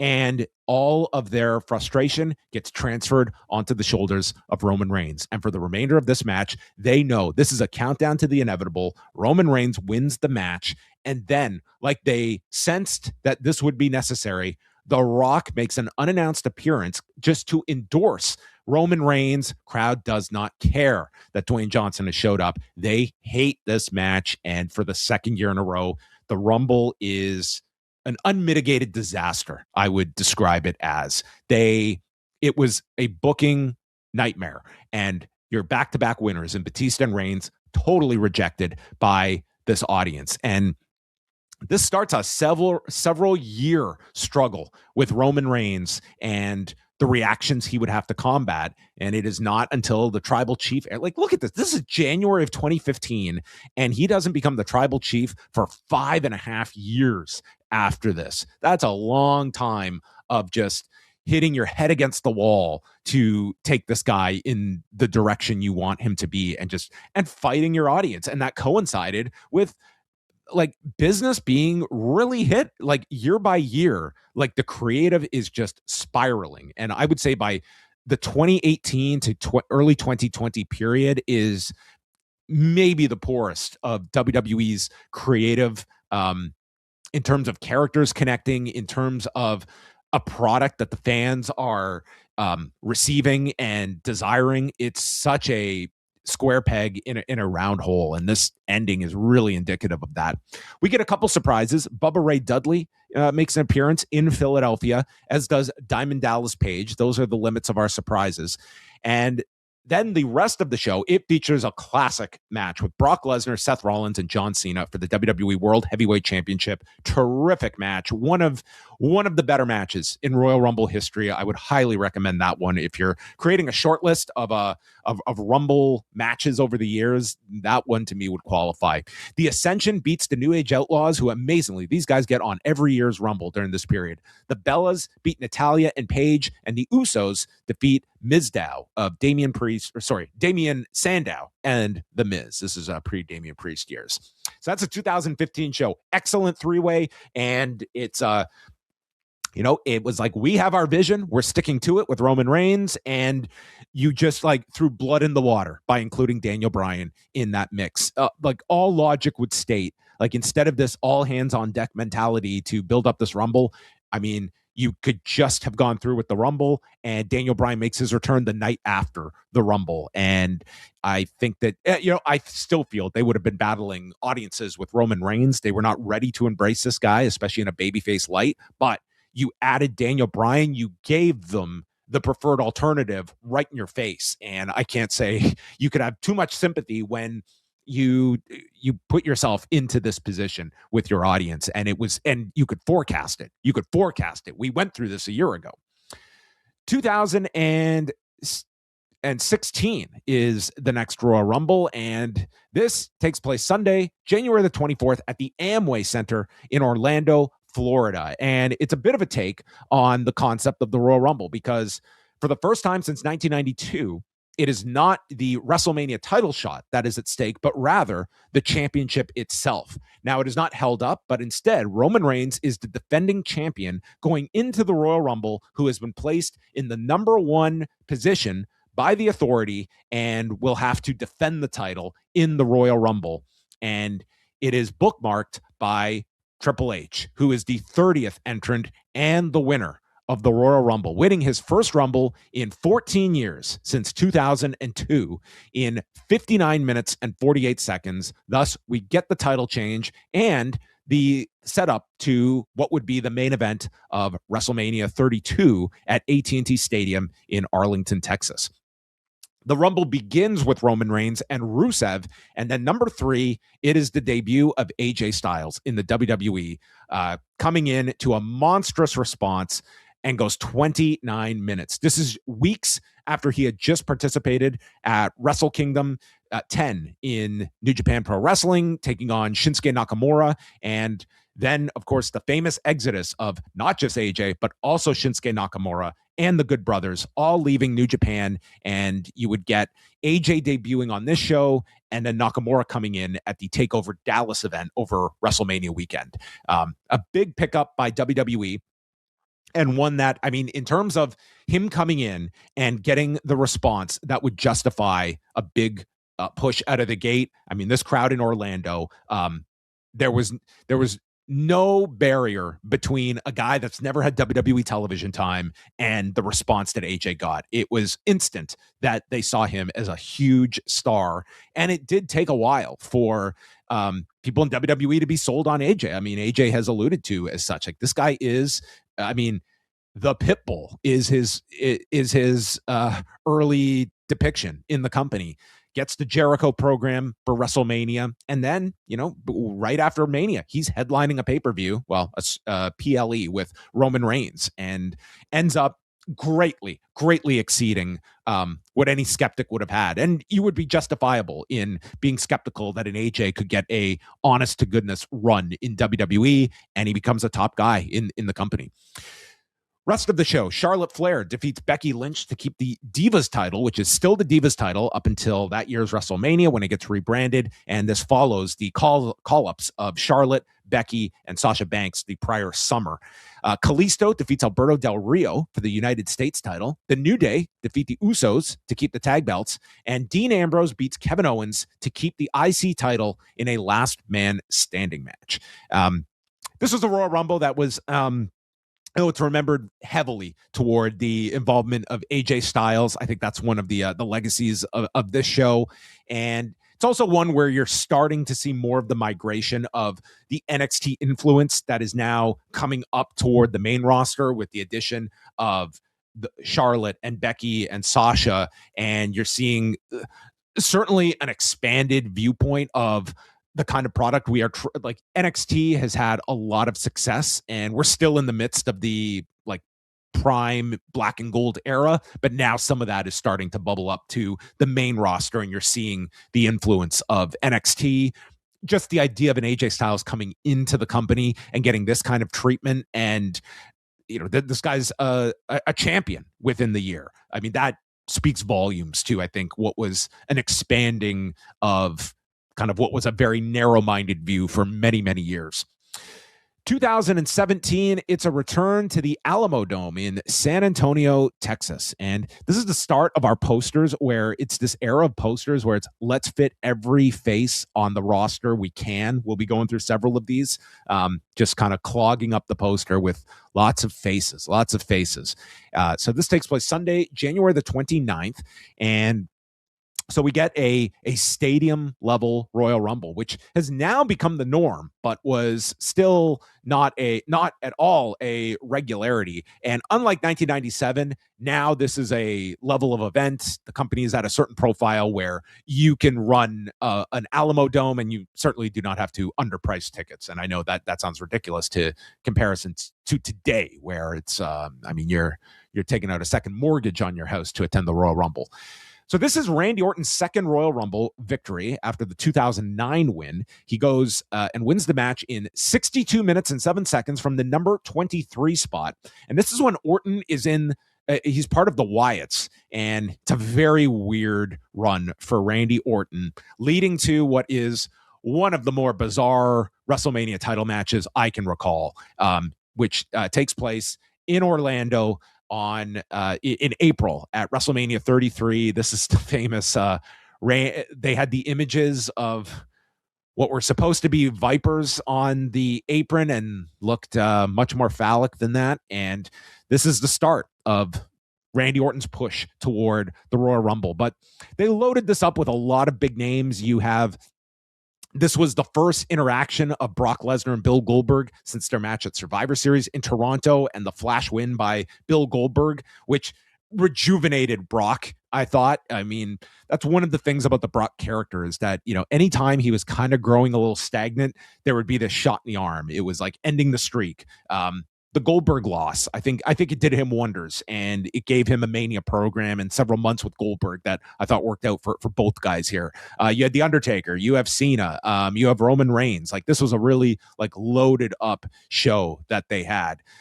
It comes down to Orton winning with Roman Reigns as the final elimination. The Rumble starts with Big Cass and Chris Jericho, and once again, it's Jericho being the Iron Man. He lasts over an hour in this year's Rumble. This is the list version of Chris Jericho in 2017, and he is eliminated by Roman Reigns. Sami Zayn also going 47 minutes in this one. And yes, you have Goldberg, you have Undertaker, Lesnar, Reigns. You don't have Cena in the Rumble itself. He has the big rematch with AJ Styles. They had matches at Money in the Bank and then a classic at SummerSlam. This is another one of their classics, which was pretty much the whole impetus for their match in Australia this past year, was off of the legend of these matches that they had in 2016, 2017. Tremendous match. And this is Cena in full PWG Cena mode. From the U.S. title open challenge, it extends into this series with AJ Styles in as late as 2017. Neville defeats Rich Swann to win the Cruiserweight title. Kevin Owens beats Roman Reigns in a no DQ match to keep the Universal title, with Chris Jericho in a shark cage. That is a lot of stipulations. Charlotte beats Bayley to keep the women's title, and that is the Royal Rumble of 2017. Again, we are in the streaming era at this point, so less transparency on the full success of some of these shows beyond the network numbers that are being reported at this time. 2018, again, how many people can we fit onto one poster is the challenge of the graphics department. And man, look at this. So very important year, because this is what was a tough task to pull off. It's the addition of a second Royal Rumble match, because now there will be a men's match and there will be a women's match. And I think this was met with a lot of positivity. But year one, the natural question was, man, can you produce a show with two Royal Rumbles on one show? There's not too many Royal Rumbles where the match has ended and you've thought, man, I could go for another one of those now. But you know what? This many years in, I don't think it has been the I don't feel it's watered it down. I think the audience, they love these matches. It's a bit of a trick to be able to differentiate the matches as well. But I think overall, this is generally a well-received concept match from the company that the audience once a year is willing to take two in for. However, if they were to get the financial incentive to create a two-night Royal Rumble, this is the one that makes the most sense, that you could easily split this up among the men's and women's Rumbles. But for now, it's a one-night show. But this was the first year of the Women's Rumble, and they would headline the show, because not only are you introducing the Women's Rumble, but you are also debuting Ronda Rousey. That is the whole focus of, the first year of the Women's Royal Rumble. You have Stephanie McMahon out there on commentary. Asuka will win the first women's version in 58 minutes and 57 seconds, eliminating Nikki Bella last. And, you did not have the fleshed out roster to even fill 30 spots in year one. That's been a challenge over the years. So it's a bunch of NXT cameos, and it's a bunch of legends that they call upon. Lita's in this match. Tori Wilson, Molly, Michelle McCool, Vicky Guerrero, Kelly Kelly, Jacqueline, Beth Phoenix, both Bellas, and Trish Stratus is the number 30th entrant. Sasha Banks will kick off as the first entrant in a women's Royal Rumble match, lasts nearly 55 minutes.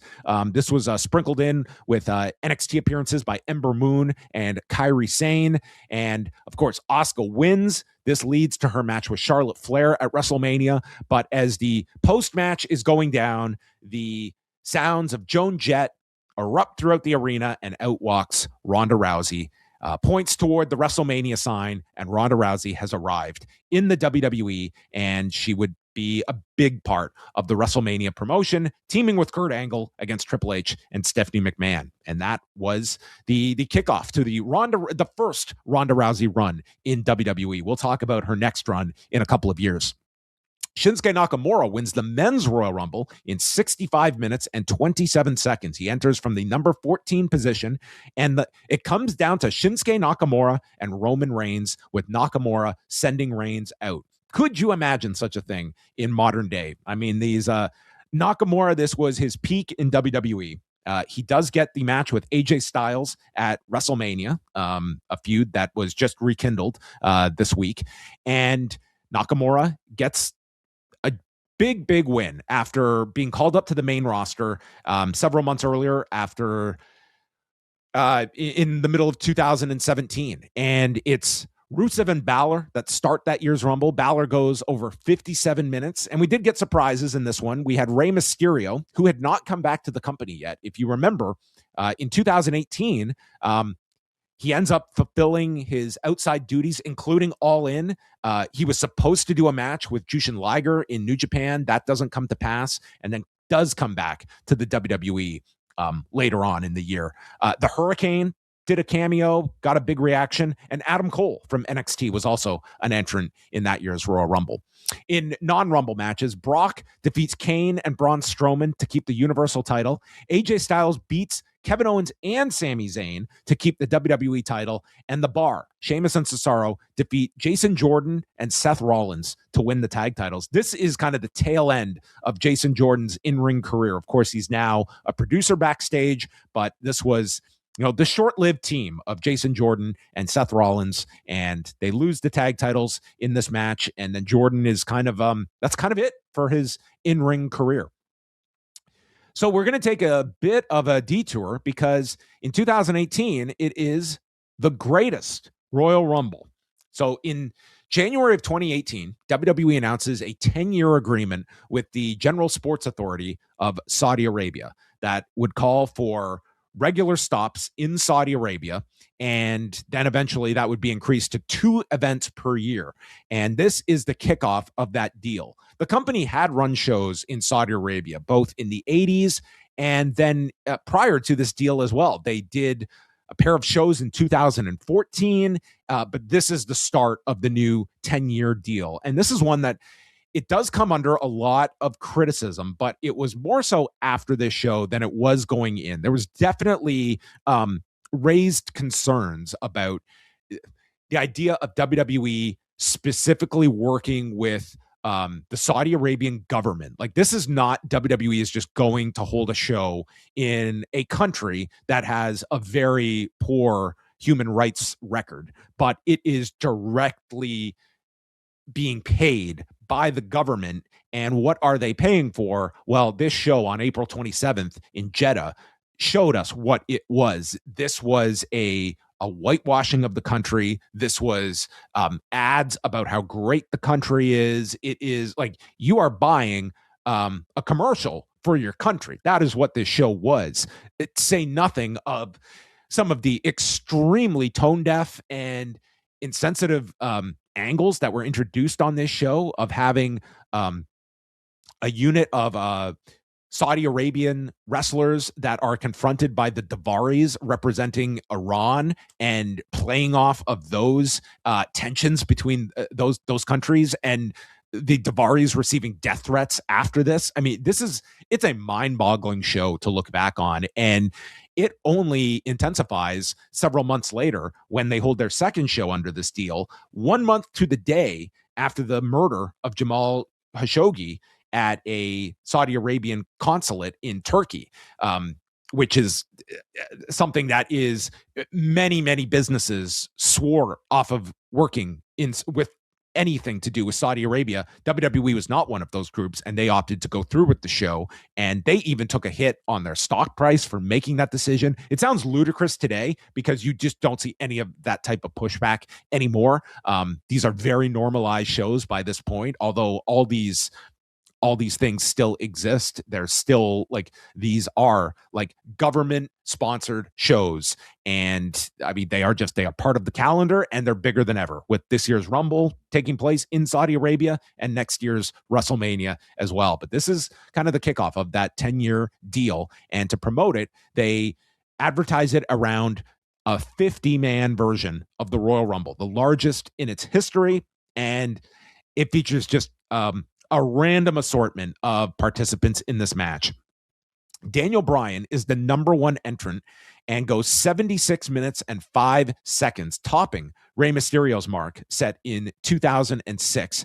Entries include Mark Henry, Hornswoggle, Kurt Angle, Rey Mysterio, again, not back with the company yet, Babatunde, Dabba-Kato, Dan Matha, Great Khali, Shane McMahon, and the number 50th entrant is Chris Jericho in what is, as of this recording, his last match in WWE, and comes just like 6 weeks before he wins the IWGP Intercontinental title from Tetsuya Naito at Dominion. He has done, this is a few months after the Kenny Omega match at Wrestle Kingdom, and then gets a spot in this greatest Royal Rumble. But it is won by Braun Strowman, who also sets a record in this match with 13 eliminations, breaking Roman Reigns' record from 2014, and wins the match from the number 41 position, eliminating Big Cass last. Yes, a final 2 of Braun Strowman and Big Cass is our conclusion to the greatest Royal Rumble.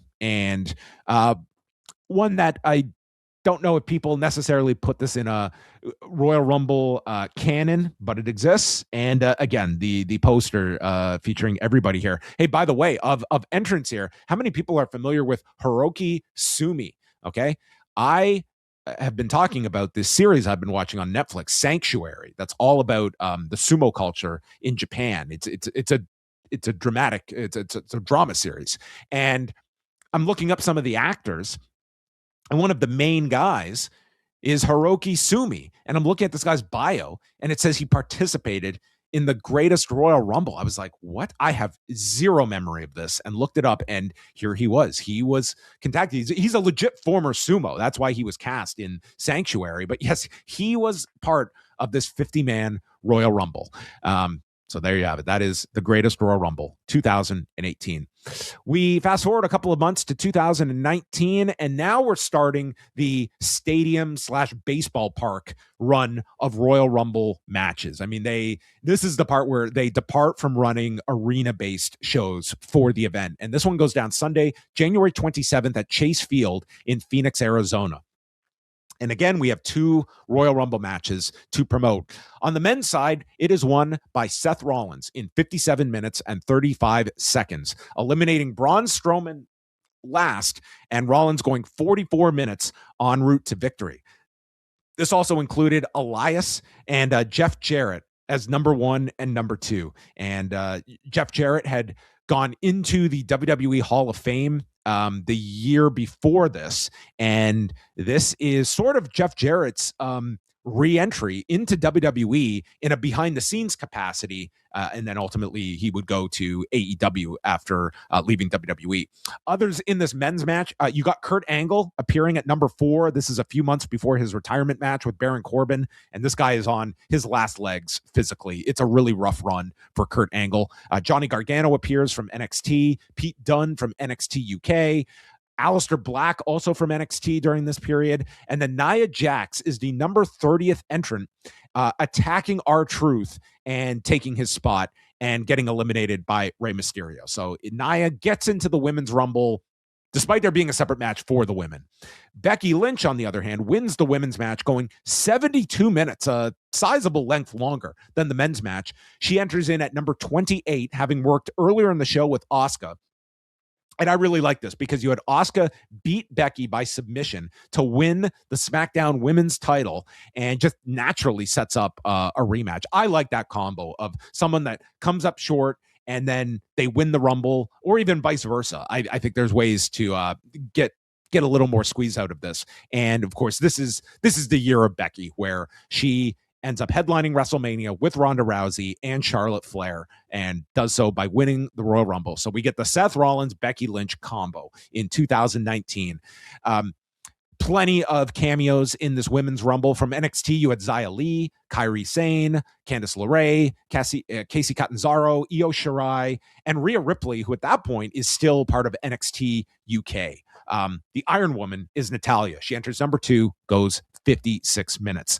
The rest of the card, it's another quick Brock Lesnar match. He disposes of Finn Balor in 8 minutes and 40 seconds. I remember being very disappointed with this because Balor was he was just in no position to have any kind of competitive match with Brock. It was just, it was a Brock date being filled is what it felt like. But on the other hand, you had Daniel Bryan beat AJ Styles to keep the WWE title. This is when Bryan is the planet's champion and is a heel. 1 year after returning, he had done he had announced his exit from in-ring competition in 2016, gets cleared 2 years later. And so this is his first Rumble back since 2015. Ronda Rousey beats Sasha Banks to keep the Raw Women's title, and the forgotten tag team of The Miz and Shane McMahon defeat The Bar to win the SmackDown tag titles. Welcome to 2019 WWE. It was a trip if you were there. And where has Shinsuke Nakamura gone year over year? After winning the Royal Rumble in 2018, he's on the pre-show, beating Rusev to win the United States title. I mean, speaks volumes of Nakamura's placement and this U.S. title's placement in 2019. But it does show you how much Nakamura had fallen after hitting what was kind of a peak for his career throughout 2018, and just not really being able to capitalize and sustain that level. That's the thing with Nakamura. Like, there's sometimes you look at, man, they are underutilizing this guy. With Nakamura, it was not so much a belief from the audience that this guy's being mishandled. It was, he's kind of settled into the place that he's being viewed upon, and there was not a whole lot of pushback to that. 2020 More faces on the poster as always. See what I mean? Like these posters, like they just kind of get unimaginative at this period of time. Sunday, January 26th, Minute Maid Park in Houston, Texas. And I thought this was a great men's rumble. You had a cohesive story, and it was like going into this, you had and this has been reported as such, and I was certainly informed of this at the time, like the two big options being kind of Brock's adversary. Like you had Drew McIntyre or Aleister Black. Those seem to be the candidates, and they ultimately went with Drew McIntyre, and he is the somewhat, I would say, surprising winner of this. Like it is not like Drew was built up in some big way that you saw him as the natural favorite to win this. And you're also seeing a trend here of Roman Reigns continually being the last guy to get eliminated. Like he is the spoiler, and they've taken all that sentiment from 2015 and placed him into this role where, I mean, he's the last guy out in 2016 by Triple H. He's the last guy out with Nakamura in 2018. And here he is again, finalist with your winner in Drew McIntyre. But the story of this match, Brock Lesnar enters number one, and he just eliminates person after person after person. He ends up dumping 13 people, which ties Braun Strowman's record from 2 years earlier at the Greatest Royal Rumble. And he lasts 26 minutes and 24 seconds when finally Drew McIntyre sends him out with a Claymore to a gigantic pop. Like it is the crowning moment for Drew McIntyre. Like even beyond the win, you could have eliminated Drew after this and he's still a made guy, but they just went all the way with him.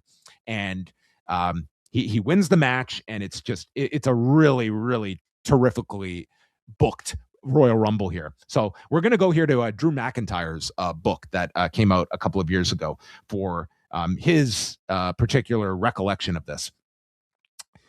People think every match in wrestling is planned out, move for move, like a movie, but it's not. I kept going back to Brock, back to him, staring him down. I was immersed in that moment, and I was thinking, you messed up, Brock Lesnar, and I could beat you up for real. That's genuinely how I felt in that moment. That's a hell of a stretch.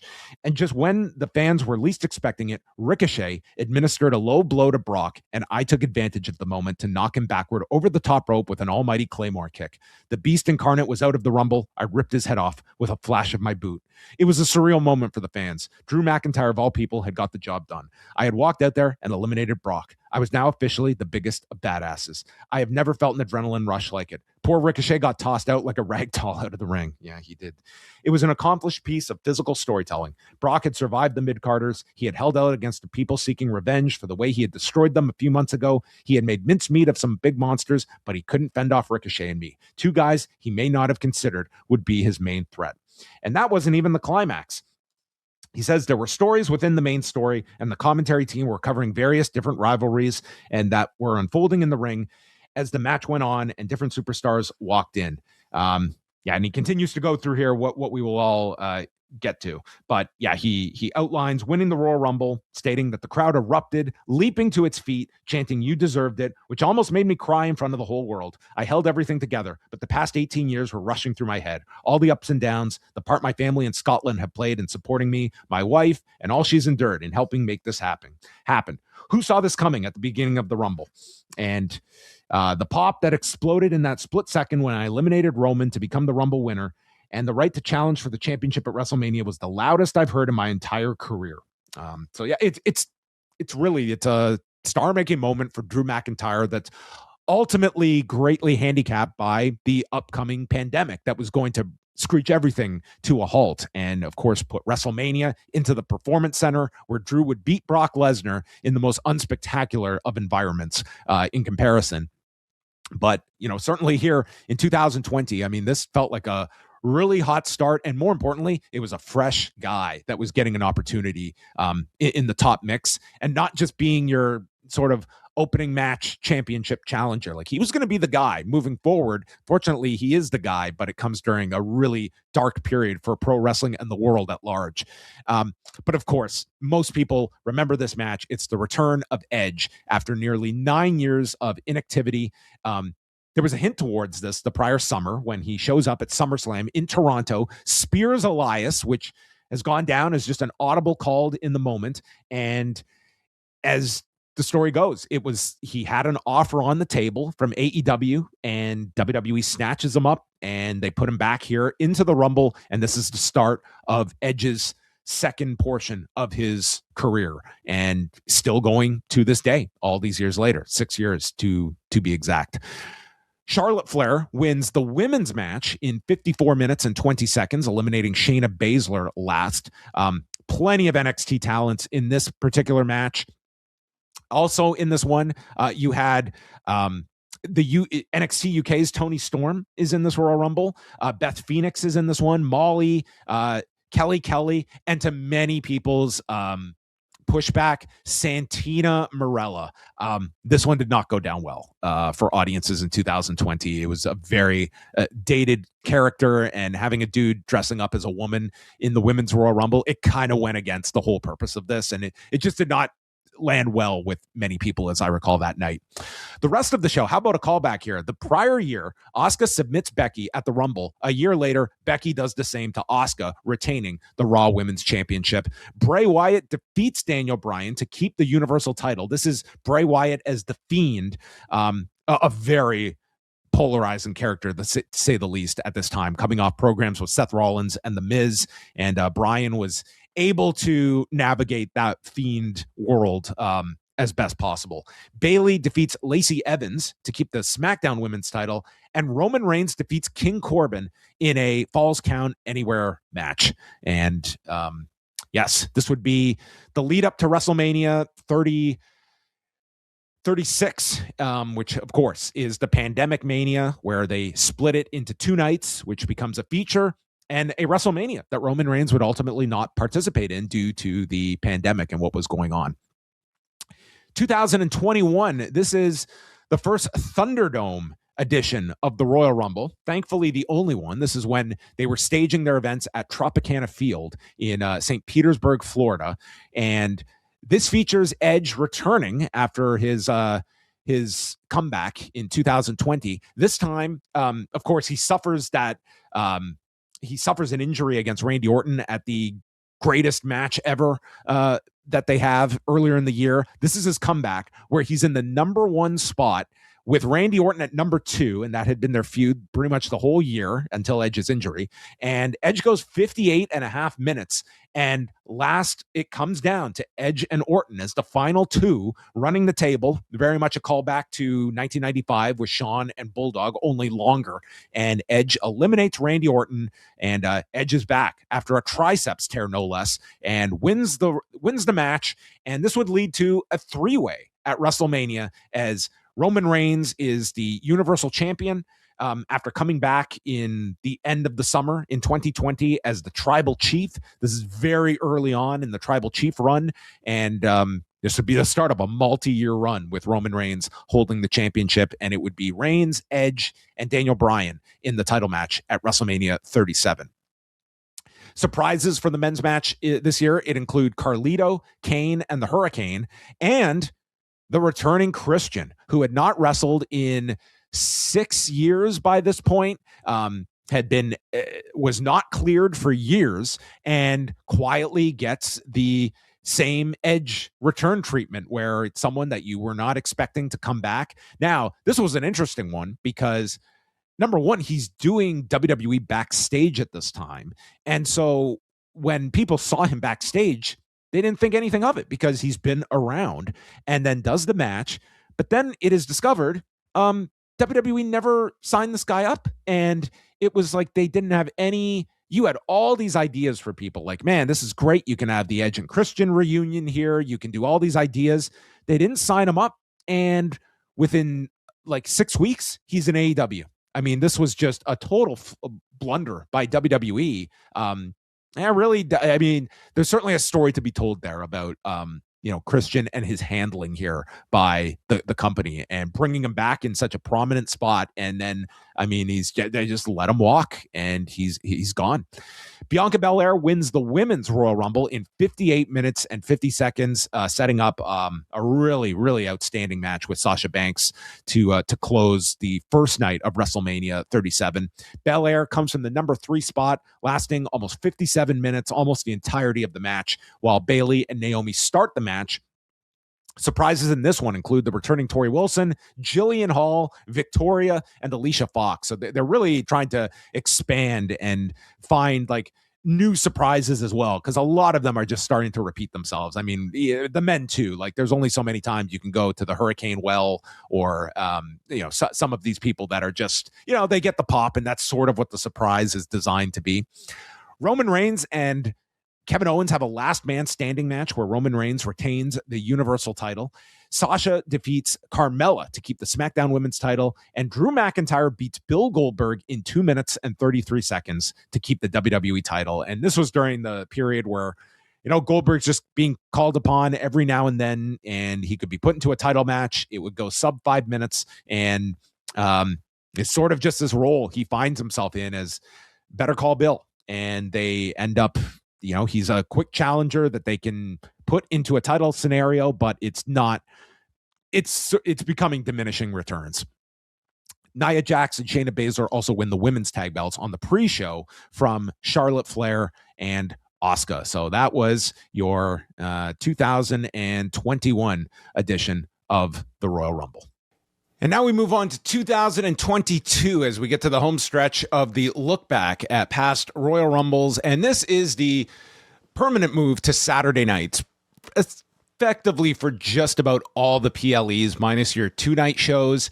It's a Saturday night event from this point up until the present. And on January 22nd at the Dome at America's Center in St. Louis, it is our first Peacock streamed edition of the Royal Rumble, at least in the United States. And this is back to a disastrous Royal Rumble in the vein of some of the past ones we have talked about. This is a nightmare. This is a show that, if we are going by cage match ratings, this event as a whole gets a 2.73 rating, and this men's match coming in at a gigantic 1.82 rating based off of 544 votes. It's a disaster. We'll be looking at a number of reasons why this was such a disastrous show for the company on many, many fronts. But let us first talk about just the state of this company in and of itself. So we are kind of in the throes of creative bankruptcy in this company. I think I'm being polite by that. 2022 is going to be a pretty pivotal year when it comes to Vince McMahon, because we are about 6 months in advance of the Wall Street Journal reporting that would come out.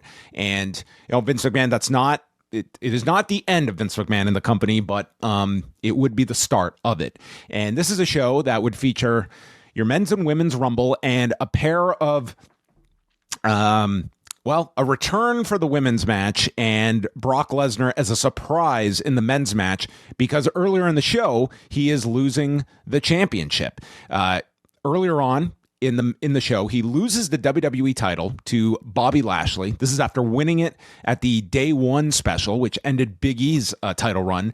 And so Lesnar loses the belt on the undercard to come back and wins the Royal Rumble in 51 minutes and 10 seconds from the number 30th position. And just to vanquish the good vibes out of 2020, he eliminates Drew McIntyre at the end. And there was a lot that comes out of this show, and we're going to lean here on Sean Ross Sapp, who did this great historical piece on the Royal Rumble and some of his reporting, because one person that was certainly tied to this match and this show is one Shane McMahon.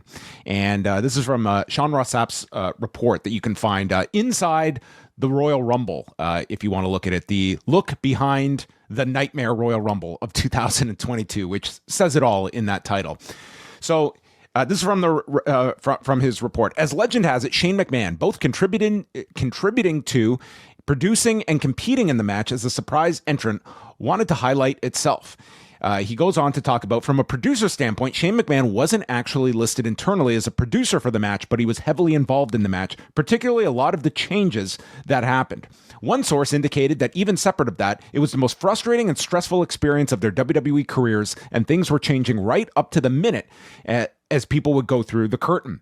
Specifically, we're told Vince McMahon changed the order of the men's rumble, and there were a few times when people going out didn't know who they were eliminating. This sounds wonderful. When Vince McMahon learned of Shane McMahon's plans, he wasn't happy about them, and neither was Brock Lesnar.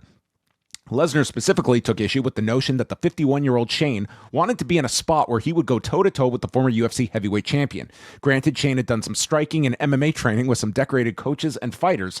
As bad as that Royal Rumble match was, that would have made it worse. Shane insisted on seeing them through, which didn't end up happening. That was far from it. Shane was slated to enter at number 29. Randy Orton was set for the number 28 spot. Well, that didn't end up happening either. Instead, Orton sat at Gorilla, looking into one of WWE's many documentary cameras, waiting for the notes of his theme song to hit, and instead, it was Shane's that hits. A visibly frustrated Shane emerged and expressed his anger as his music incorrectly played. As Shane McMahon realized Randy Orton would not be entering, he just gave up and made his way to the ring.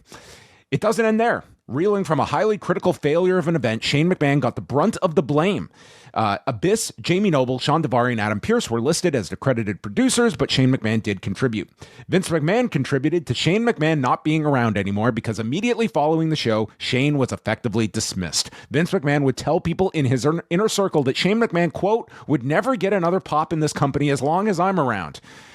The new regime, this is talking contemporaneously at the time, but yes, there you go. That was Shane's contribution to that Rumble. It's a disaster of a match. Like, really, when you go to this, there was such an indifference to this match. It just felt as though they were just you're banging your head against the wall at some of the booking choices. It's just, at times you have seen the Rumble, and I think at this point it's taken for granted of these layouts, and now we're starting to see at least a habit of these Rumbles that are not, they're not clicking at the level that everyone expects them to be at. And it was really evident in this one. Other points of the Rumble, this does feature Johnny Knoxville as an announced entrant in advance. Surprises included Bad Bunny, who had participated in the prior year's WrestleMania, and the aforementioned Shane McMahon. But it started with AJ Styles and Nakamura at the number 1 and number 2 spots. And then ultimately Brock comes in at number 30 and has a quick work of winning en route to the latest Roman Reigns Brock Lesnar match at WrestleMania, which would take place in Texas. The women's match features the return of Ronda Rousey, who had been gone since WrestleMania 35 in 2019, and she comes back and she enters at number 28, and there's a very funny part in her latest book, Our Fight, where she discusses being informed that you're not going to be, I guess her spot was number 30, and then said, you're not going to be number 30 anymore. You're going to be number 28. And Rhonda like freaks. She's like, I rehearsed to be number 30. What am I going to do? And it's like, it really does. Like, it's a microcosm of an overall theme in Rhonda's book about like the lack of improvisation and spontaneity that is really required. Whether you agree or disagree, that's just how this functions. And like, Ronda had this template of WrestleMania 34 where they got to rehearse that tag match and just felt like all scenarios were going to be like this. She approached this like this was a Hollywood film and a stunt scene that you would practice and practice and practice and bring the finished version to the audience. And that was just not going to be the case, especially in a Vince McMahon run WWE. But she comes back, wins the Rumble, and goes to WrestleMania, where she ends up having what is, kind of an unspectacular return. I think this second run was, certainly lacking for many. It was not the same dynamic as the Ronda and her first run in 2018, to say the least. Surprises in this Rumble. Melina comes back. She's in the number 2 spot. You get Sasha Banks, Kelly, Michelle McCool, Cameron, Alicia Fox, Summer Rae, both Bellas, Ivory, and Sarah Logan, who had been released in 2020, does a one-night cameo. Lita, Molly Holly, and TNA Knockouts champion Mickie James, who was announced in advance, and it was the first kind of opening of the door of this relationship with TNA, with one of their champions coming out acknowledged as the champion, wearing her belt, and Mickie James performing in the Royal Rumble after she had a pretty unceremonious exit, if you remember, of where her locker contents had been sent to her in like a trash bag. And this became a really big story, a really ugly look for the company. And it was sort of like Mickie James getting to come back here on better circumstances than the exit provided. But this is a show that is rightly so pretty panned. It was a pretty awful Royal Rumble on that front, especially the men's match, which was many people's worst match of the year, to tell you where that Rumble landed. We're going to go to the next year, and it's a year of tumultuous change and upheaval in the company, stemming from the series of NDAs that become public attached to Vince McMahon for sexual misconduct, and his brief exit from the company, at least what was believed to be an exit from the company that feels like it was not really, it was in, not in actuality was there much distance between Vince McMahon and this company, as he still remained the controlling shareholder, and forces his way back onto the board of directors in early 2023 with the idea of strategic alternatives for the company, which ultimately become the merger with the UFC to form TKO. And, Paul Levesque is kind of front and center at this point at the creative venture, but Vince McMahon is very involved at this point. It's very evident in 2023 and would be for the next year until his real exit occurs. And where are we going? On Saturday, January 28th, it is back to the Alamo Dome in San Antonio, Texas, and the city of San Antonio, according to WrestleNomics, providing WWE more than $500,000 in value, including a $250,000 cash site fee for the Rumble, as we're starting to get into the era of site fees. And with that, disclosures that can be made as well. So this Rumble, this is heavy bloodline focused. Like, that would be the close of this show. It is Sami Zayn coming to the aid of his longtime friend Kevin Owens after this big match between Reigns and Owens, where Zayn saves him, and this starts the rift between Zayn and Roman Reigns, leading to the Elimination Chamber match in Montreal the next month. And you could argue this was the peak of the Bloodline story, when you had Zayn's involvement that takes it to another level, the dynamic with Roman, the dynamic with the Usos, and then Zayn's break from it, the reunion with Kevin Owens that sets up the first night of WrestleMania against the Usos. Like, this is when the Bloodline is really, I think, at its peak for most people, and it's the focus of this show. Like, this is the closing show, and if you're not a fan of like the Bloodline acting segments, I mean, maybe this doesn't hit, but man, was this a red hot angle to end this show when with Zayn and Owens and the various members of the Bloodline involved here. The women's match is won by Rhea Ripley, who goes 61 minutes and 8 seconds from the number one position, and it's become kind of a go-to now. It is her and Liv Morgan who start the Rumble, and they end the Rumble. And Ripley ends up setting the record that had been set the previous year by Bayley to end up getting, the next year Bayley would break Rhea's record. I had that backwards. So Rhea Ripley gets the win. This sets up her match with Charlotte at WrestleMania, which is a tremendous match that they have. Other highlights of this women's match: Chelsea Green makes her return and is eliminated in 5 seconds in a pretty memorable in and out spot for Chelsea.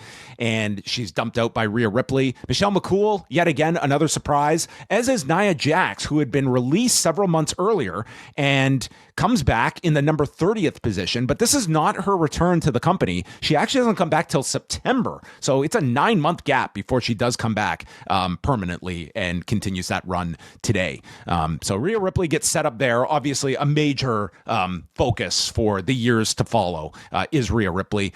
Cody comes back after his pec tear the prior year, when he has the Hell in a Cell match with Seth Rollins that he works through with the torn pec, has surgery, and comes back in this match to win his first of 2 Royal Rumbles. He comes from the number 30th spot to win, and the last one eliminated is Gunther, who came in at number 1 and ends up lasting 71 minutes and 40 seconds, which is the longest for a 30-man match, and second all-time behind Daniel Bryan in the greatest Royal Rumble. Sheamus was the second entrant, coming in and lasting over 52 and a half minutes as well. So you had several Iron Man spots in the men's match. Brock is also in this one. He's 12th and eliminated by Bobby Lashley in all of 2.5 minutes.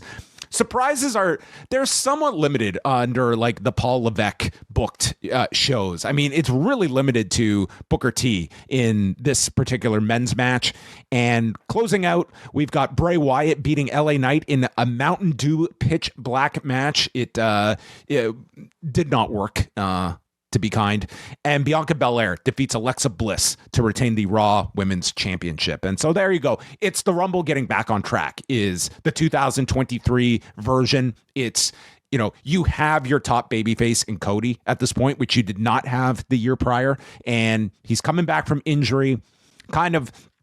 He bypasses a lot of all the tumultuous, Vince McMahon scandal, but little did we know that much more of it was going to rear its head over the year to come, and that'll be the focus going into 2024, because this Royal Rumble, it's impossible to look at this show, because the most important thing that week was not the Netflix deal they signed. It wasn't the Royal Rumble itself, which takes place on January 27th at Tropicana Field in St. Petersburg, this time with real people in the crowd. But no, this is 2 days after the filing of Janelle Grant's lawsuit. And it is a horrific read of all of the allegations levied against Vince McMahon and John Laurinaitis.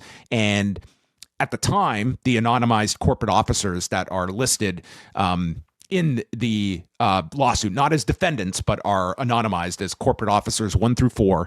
And what ultimately is the deal breaker for TKO, which of course is another aspect to this. This is the first TKO overseen version of the WWE with the Royal Rumble, is Vince McMahon, who is basically number 2 in this org chart at TKO, is ousted after Slim Jim is willing to pull its sponsorship of the Royal Rumble. And Vince steps down on Friday, and that's his real exit from the company. Beyond maintaining shares in the company, he is out of power, and Slim Jim then comes back on board for this event.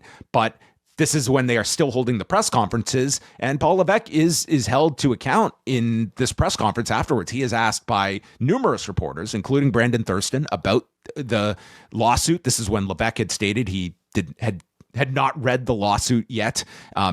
Felt very, very ill prepared for this press conference, and the idea that it would not be one of the major talking points to me is just sending someone out there. It's a failure on many levels that your public face in a Paul Levesque is not prepared, and he did not feel prepared in the moment for those questions and did not handle it very well. And a contrast to that is that shortly after this, Shawn Michaels is doing his regular NXT media calls to promote their specials and was infinitely more prepared. And you could argue like he is in less of a position than Paul Levesque to be handling that kind of those kinds of questions, but he is a public face of the company. He was asked them and did a much better job than Paul Levesque as a contrast.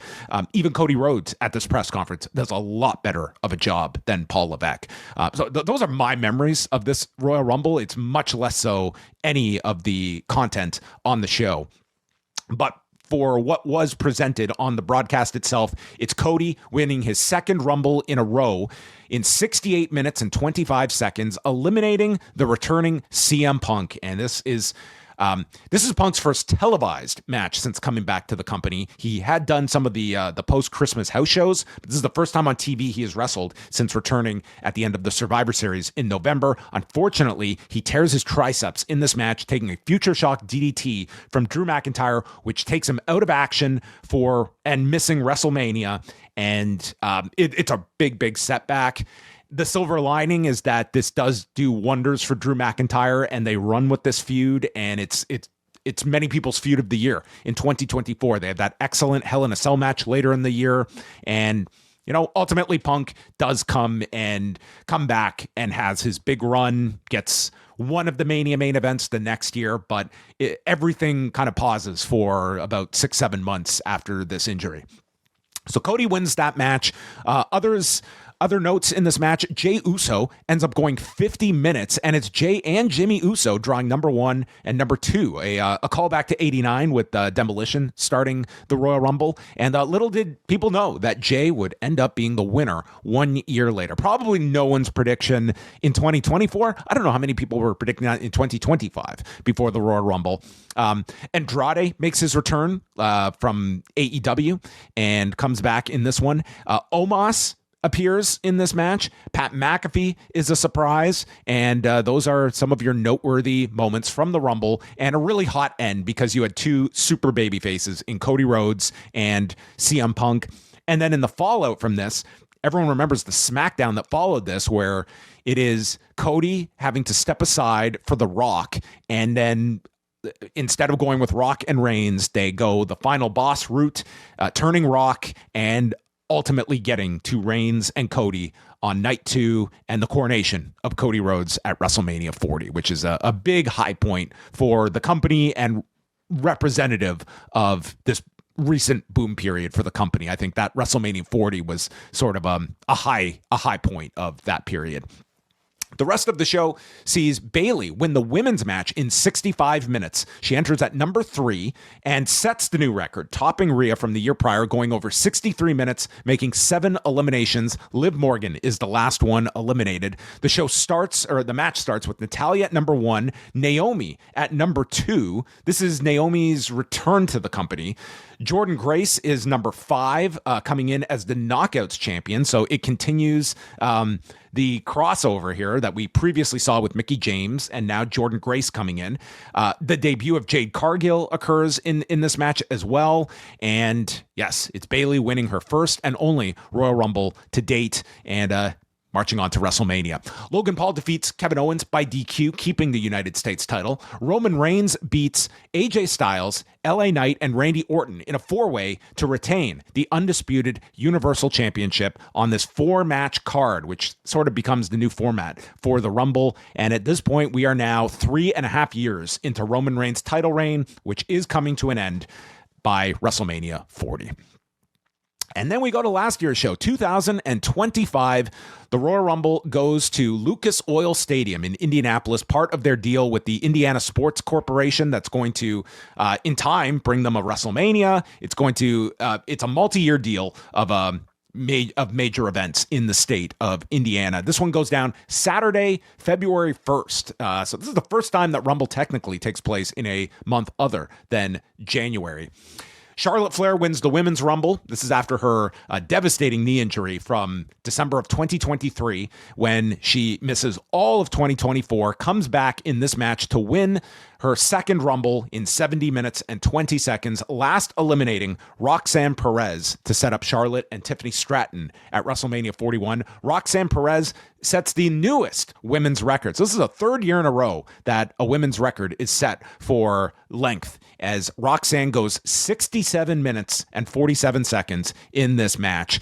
Liv Morgan goes 67 minutes, and Io Sky lasts 66 minutes and 45 seconds. They are the first 3 entrants in the Women's Rumble, and they are all 1, 2, and 3 for the lengthiest stays in a Women's Royal Rumble. All of them topping Bayley's previous record from 2024.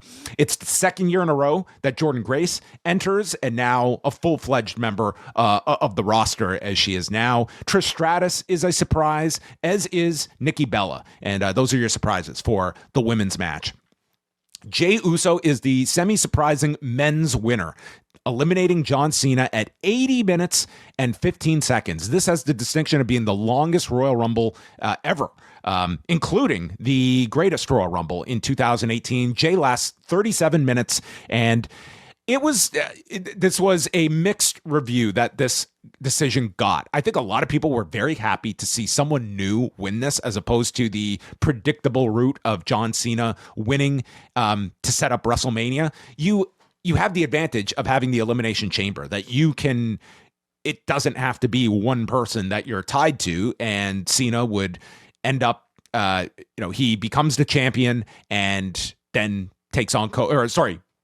ends up winning the Chamber to set up the title match at WrestleMania and wins the belt from from Cody. But, Jey Uso, 2025 was about elevating Jey. And I would say by the end of the year, are you looking at it? Was it a success? It would be hard to see that Jey has cemented a place in the main event picture. He is back in a tag team scenario with Jimmy. I don't see that being the long-term play for Jey. I do think that he's someone you can certainly elevate back up, but it's not like this was a home run elevation of Jey Uso. I mean, he had his struggles in the year, holds the title for, a respectable amount of time, has a fine reign, but not a defining one that really cements his spot in the main event spot. Rey Mysterio and Penta start the match. Penta had just debuted on TV and goes 42 minutes, the longest lasting member in the men's match. I Show Speed does a cameo in this, replacing Akira Tozawa. And one of the surprises is Joe Hendry from TNA, also now part of the WWE roster. So there you go. Those were your two Rumble winners. Cody defeats Kevin Owens in a ladder match. Kevin Owens might have the record for the most title matches on a Rumble show, because we have gone through so many of Kevin Owens' title challenges on these shows, whether defending or challenging for a belt on Royal Rumble shows. But Cody retains the match in the ladder match. And of course, Kevin Owens has his match the next month in Toronto, that tremendous street fight with Sami Zayn, and of course has undergone neck surgery, and it's a question mark about what the future will hold for Kevin Owens as we speak now. And rounding out the 4-match card is DIY beating the Motor City Machine Guns in a 2 out of 3 falls match to keep the tag titles. And that is your history of the Royal Rumble. Coming up this weekend, it is the latest rendition, as they will be holding the first overseas Royal Rumble, non-greatest Royal Rumble. We will exclude that. First Royal Rumble in succession of canon, so to speak. It's happening this Saturday afternoon. We have the men's and women's Royal Rumble, of course. Drew McIntyre defending his championship, as well as AJ Styles taking on Gunther with the career on the line of AJ Styles. Potential stats to that could be at potential stories that you see executed. Cody has the chance to win his 3rd Royal Rumble. That would tie him with Steve Austin for the most ever. Total eliminations of all time is led by Kane with 45. Brock is at 32. He is going to be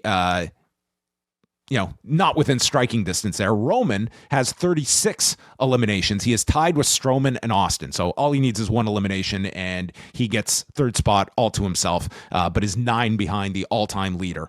And then for the women's side, you have Nia Jax, who is the all-time eliminations leader with 28, above Rhea Ripley and Charlotte Flair. All of them will be represented in that match as well.